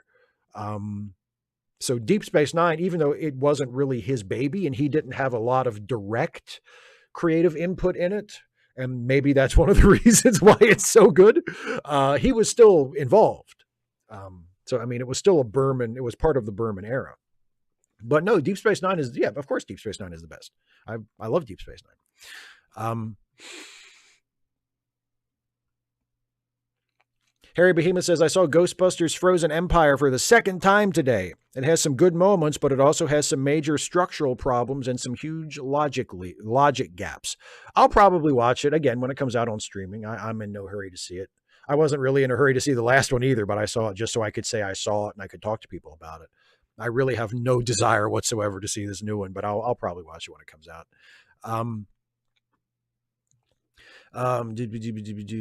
Shreyas Shrivastav says, about your video on writers shouldn't listen to fans. I feel like Charlie Cox was brought back partly because fans wanted him back. I don't hate Cox, but I was open to a new actor, to be honest. I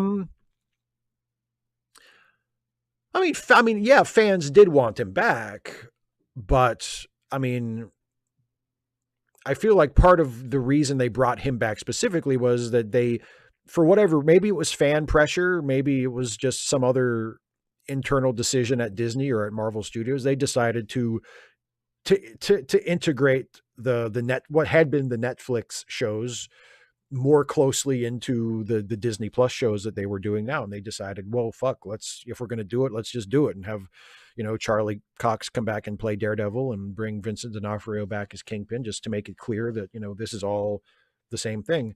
I'm glad he's back. I thought he was a good Daredevil. And I think Vincent D'Onofrio is a great Kingpin. I mean, I feel like it's diminishing returns. Like the more times they bring him back, the less impact he has. I mean, Kingpin, the less because that first season of Daredevil, Kingpin was so good. Oh my God. One of the best, maybe the best Marvel villain, best MCU villain they've ever done. Like first season Daredevil Kingpin is just remarkable. Great writing, great acting. And he's still good because he's played by a great actor who really gets that character. But like every time we see him now, he's diminished, because it's like now we're bringing him back just to bring him back,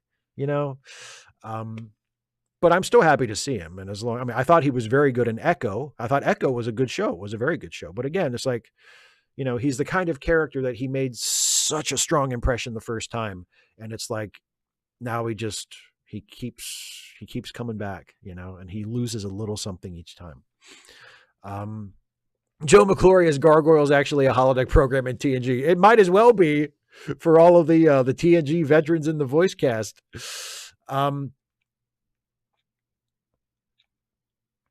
No, Kirok, we don't disagree about DS9 being the best. You need to pay better attention. It doesn't matter, but it's like, no, you have somehow missed the fact. I don't know how many times I've said it, but yes, Deep Space Nine is definitely my favorite Star Trek show. I said Strange New Worlds is my favorite current show, like of the ones that they're making right now, the currently in production, like the current era of the franchise. Strange New Worlds is my favorite, but no, Deep Space Nine is my favorite overall, for sure. Sean Kurtzman's not that bad. I am not a Kurtzman hater. The best thing Trek ever did was get rid of Maurice Hurley, but for some reason we still have Kurtzman hanging around. Kurtzman, look, Discovery is an imperfect but good show.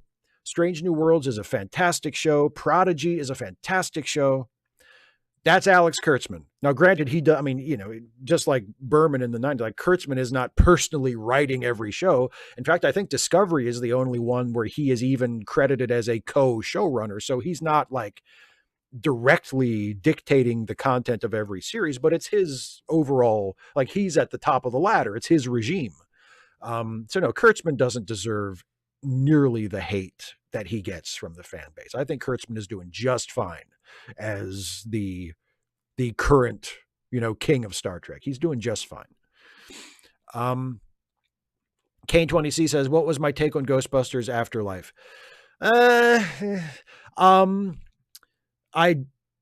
It wasn't very funny, and call me crazy, but Ghostbusters is a comedy, so it should be funny. And it wasn't. There were stretches of it that didn't even seem like they were trying to be funny. It was nostalgia porn. And it was really weird how we spent most of the movie getting to know these new characters and try to get invested in their stories. And then all of a sudden, in the last act, the guys from the old movie show up and save the day. So I guess we're not supposed to care about the new people after all? Because Winston and Peter and Ray and the ghost of Egon show up to save the day instead? Out of nowhere, like having not even been in the movie up to that point, they just kind of walk in and like, hey, we're here. We changed our minds. We're back to being Ghostbusters. We got our proton packs and our suits on. We're going to save the day. You people that the movie has been about up to this point, you step aside. It's time for the legacy characters to take over. No, I really didn't like it. I really didn't like it. I mean, I thought Paul Rudd was good. I thought Carrie Coon was good. I thought a lot of the actors were good, but the story and the writing, just no, not good. Not good. Um,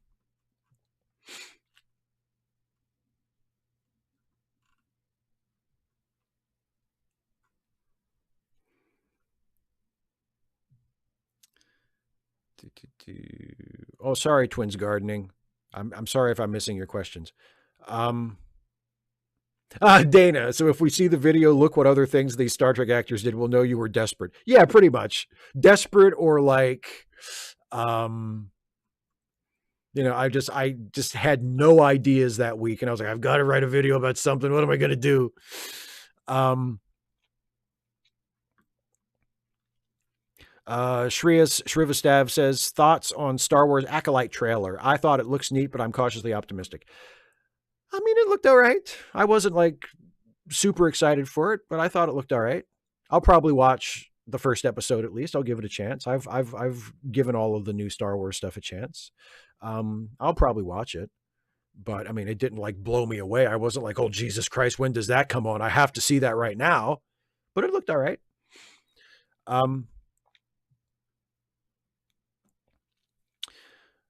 225 AD says, suppose they did a Trek show set in the 2320s between TNG and TOS. Would you want them to redesign the movie era uniforms or keep them as is? I know you like them. I would want the people actually making the show to have the freedom to make the uniforms look however they thought they needed to look. And if they wanted to do, because I love the Monster Maroon uniforms. I liked what they did with them in Strange New Worlds when Pike from the future visited Pike in the last episode of season 1. Or was it the last episode? Second to last episode. No, the last episode. Anyway, when future Pike came and visited current Pike in season 1 of Strange New Worlds, and he had the Monster Maroon uniform on because he was from later on, but it was designed to fit within Strange New Worlds' general design pattern, right? So it was like their version of that uniform. So I would give the creators of the show the freedom to do something like that. And if it was my show, like if I was doing the show, I would do the same thing. I would turn to my costume designers and I would say, here's what the uniforms looked like in other Star Trek projects that were set during this era of the fiction. I want you to do your version of this. You have some creative freedom. It doesn't have to look exactly like this. I would like it to be evocative of this, reminiscent of this. But, I want you to have the freedom to do your thing. That's what I think all of the shows in Star Trek should do.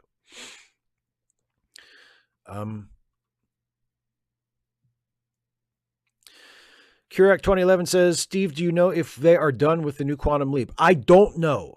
I don't think it has been officially picked up for a third season, but I also don't think it has been officially canceled yet. So we're kind of in limbo with it. The last I heard, no, I haven't seen anything about it recently and I haven't gone looking, but the last I heard, it has neither been renewed nor canceled at this point.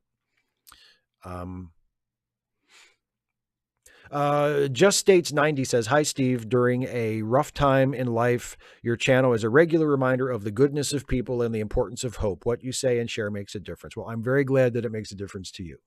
And it's very nice to hear that. I'm glad I can be of some service. Sean O'Sullivan, well, see, that's one of the points that I just don't care about. I think the first season of Disco, I haven't rewatched other than maybe a couple of episodes. I haven't rewatched the first season of Disco since I watched it. I thought it was rough. I thought it had its moments and I thought it got better right near the end.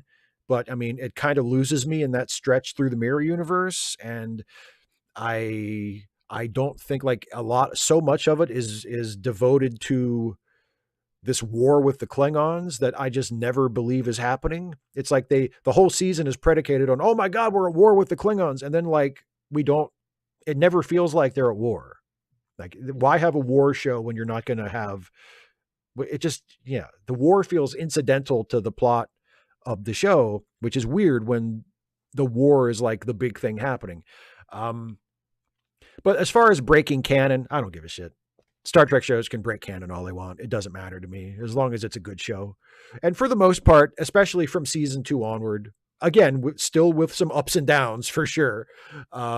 Discovery has been a good show, and I like Discovery, so I couldn't care less if it breaks canon. And I don't give a shit about Burnham. Every time people complain about Burnham crying, I wish she would just cry more. I'm really getting sick of that complaint. Burnham cries too much. I wish they would have her. I want her to sob like a baby in every episode of this final season. That's what I would do, just to spite people who are like, she cries too much. It's such a, I mean, all due respect. If that's how you feel, that's how you feel. Taste is different. I talked about that with Kara, over on Wednesday, we talked about it. Because she made the same observation. But I don't care. Let her cry as much as the more people complain about it, the more I hope she cries every single fucking episode. It's just such a weird complaint to me. Well, and Oasis points this out, that Akiva Goldsman not only was he involved in the screenplay of Batman Forever, involved meaning he wrote it. Now, in Batman Forever, he was working from a previously written draft, so he wasn't the only credited writer, but he wrote the shooting script, and he also wrote Batman and Robin. If you had told me in 1997 that Akiva Goldsman, who at the time was my most hated screenwriter alive, that in about 30 years, not only, or 25 years, let's say, that not only would Akiva Goldsman be writing Star Trek, but that he would be the showrunner or the co-showrunner for the best Star Trek show in 25 years. I would not have believed you. I would have called you a goddamn liar to your face. But here we are. Akiva Goldsman is the co-showrunner of Strange New Worlds. He has directed several episodes. He has written or co-written several episodes. He is killing it in Star Trek. Wrote not just two of the worst Batman movies, two of the worst movies, period, I have ever seen. Batman Forever and Batman and Robin. And now, and his other stuff isn't that fucking great either. Like his resume is filled with really shitty scripts that he wrote. Some for successful movies, some not so successful, but he has a resume of a lot of really, really shitty stuff on it. And then he writes and show runs and produces and sometimes directs for Strange New Worlds. And it's like, well, what the fuck is going on here? This is great. It's like he found the one thing he's really good at. And it's Star Trek. Who the fuck would have seen that coming? Not me.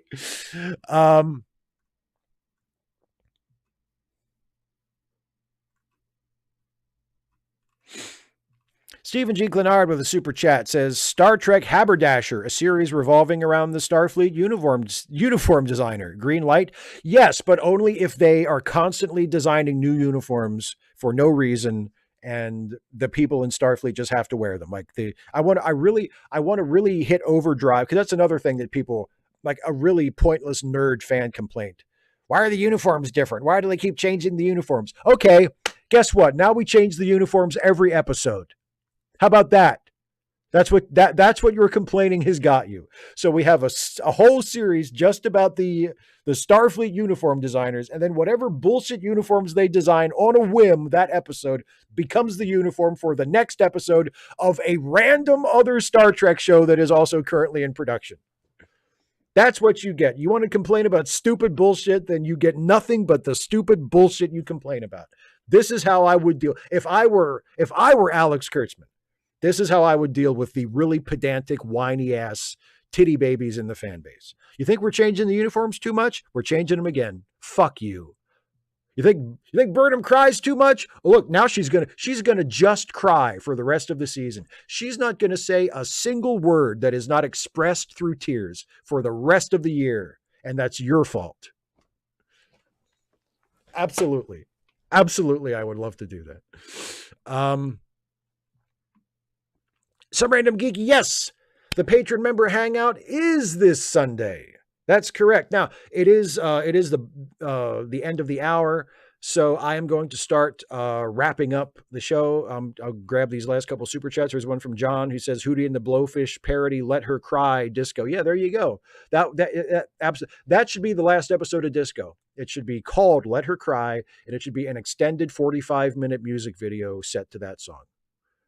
I'm sure Darius Rucker and the boys would be happy to put together a 45-minute cut of that song. And Kirek 2011 says, Steve, did you not see The Lost Boys? No, I saw it. It's a lousy movie.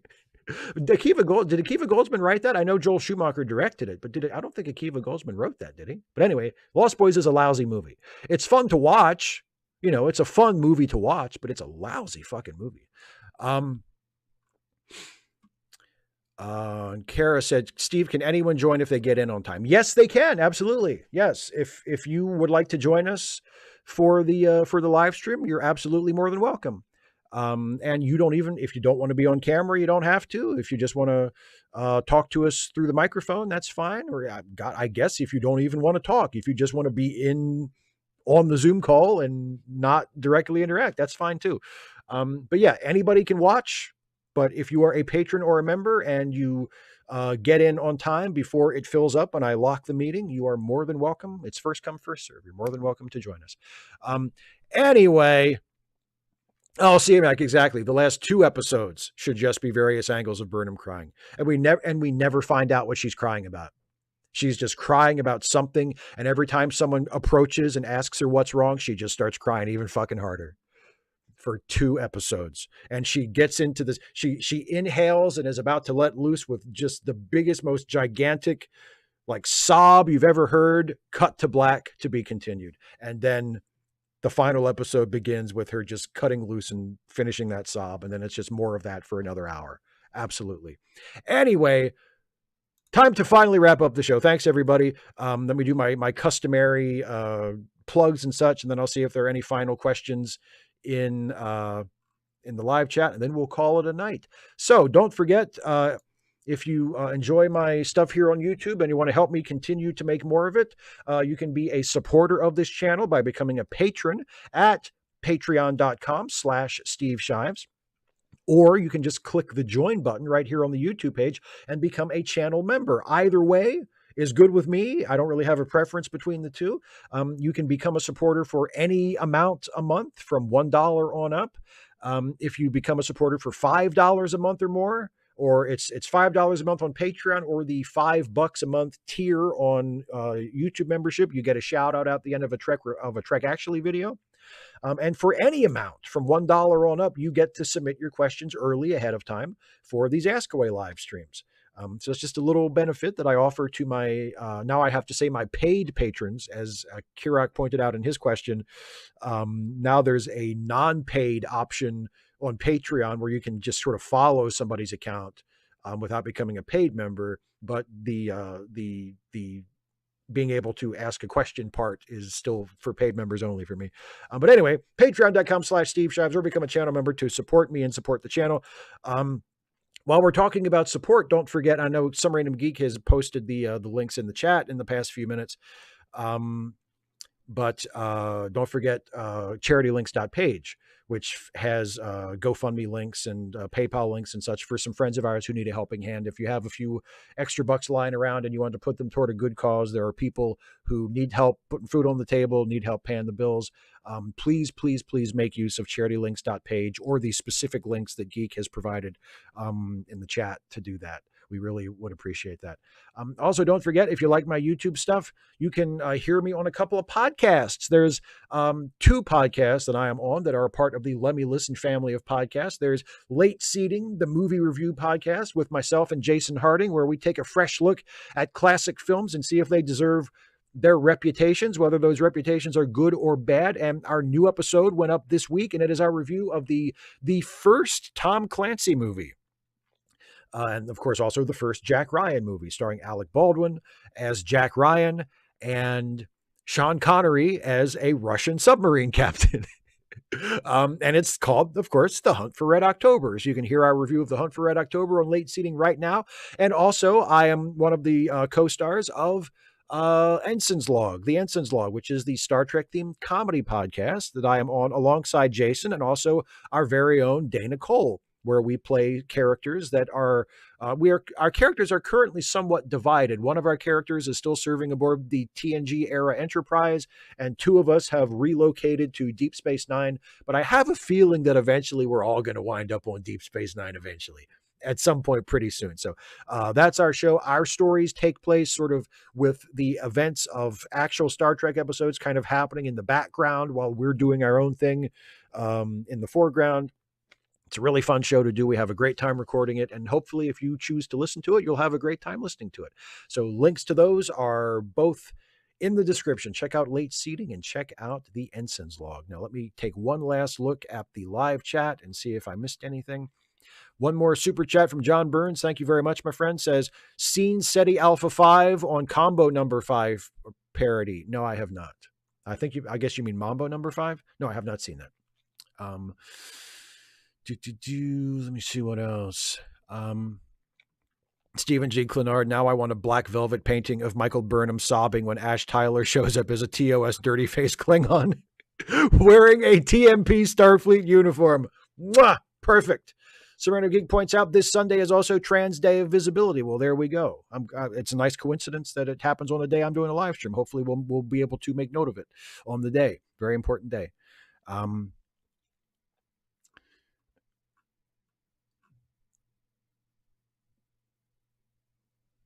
Yeah, Kara, yes. I want to give her a final high piercing scream every episode. Yes, yes, yes.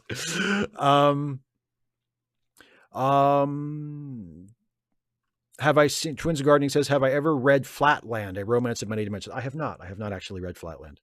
All right. I believe that's it, everybody. Thank you so much for being with me for another Ask Away live stream. There is, as we mentioned on Wednesday, there is no Trek Reluctantly next week because Dana is on vacation. So we'll be back with Trek Reluctantly week after next.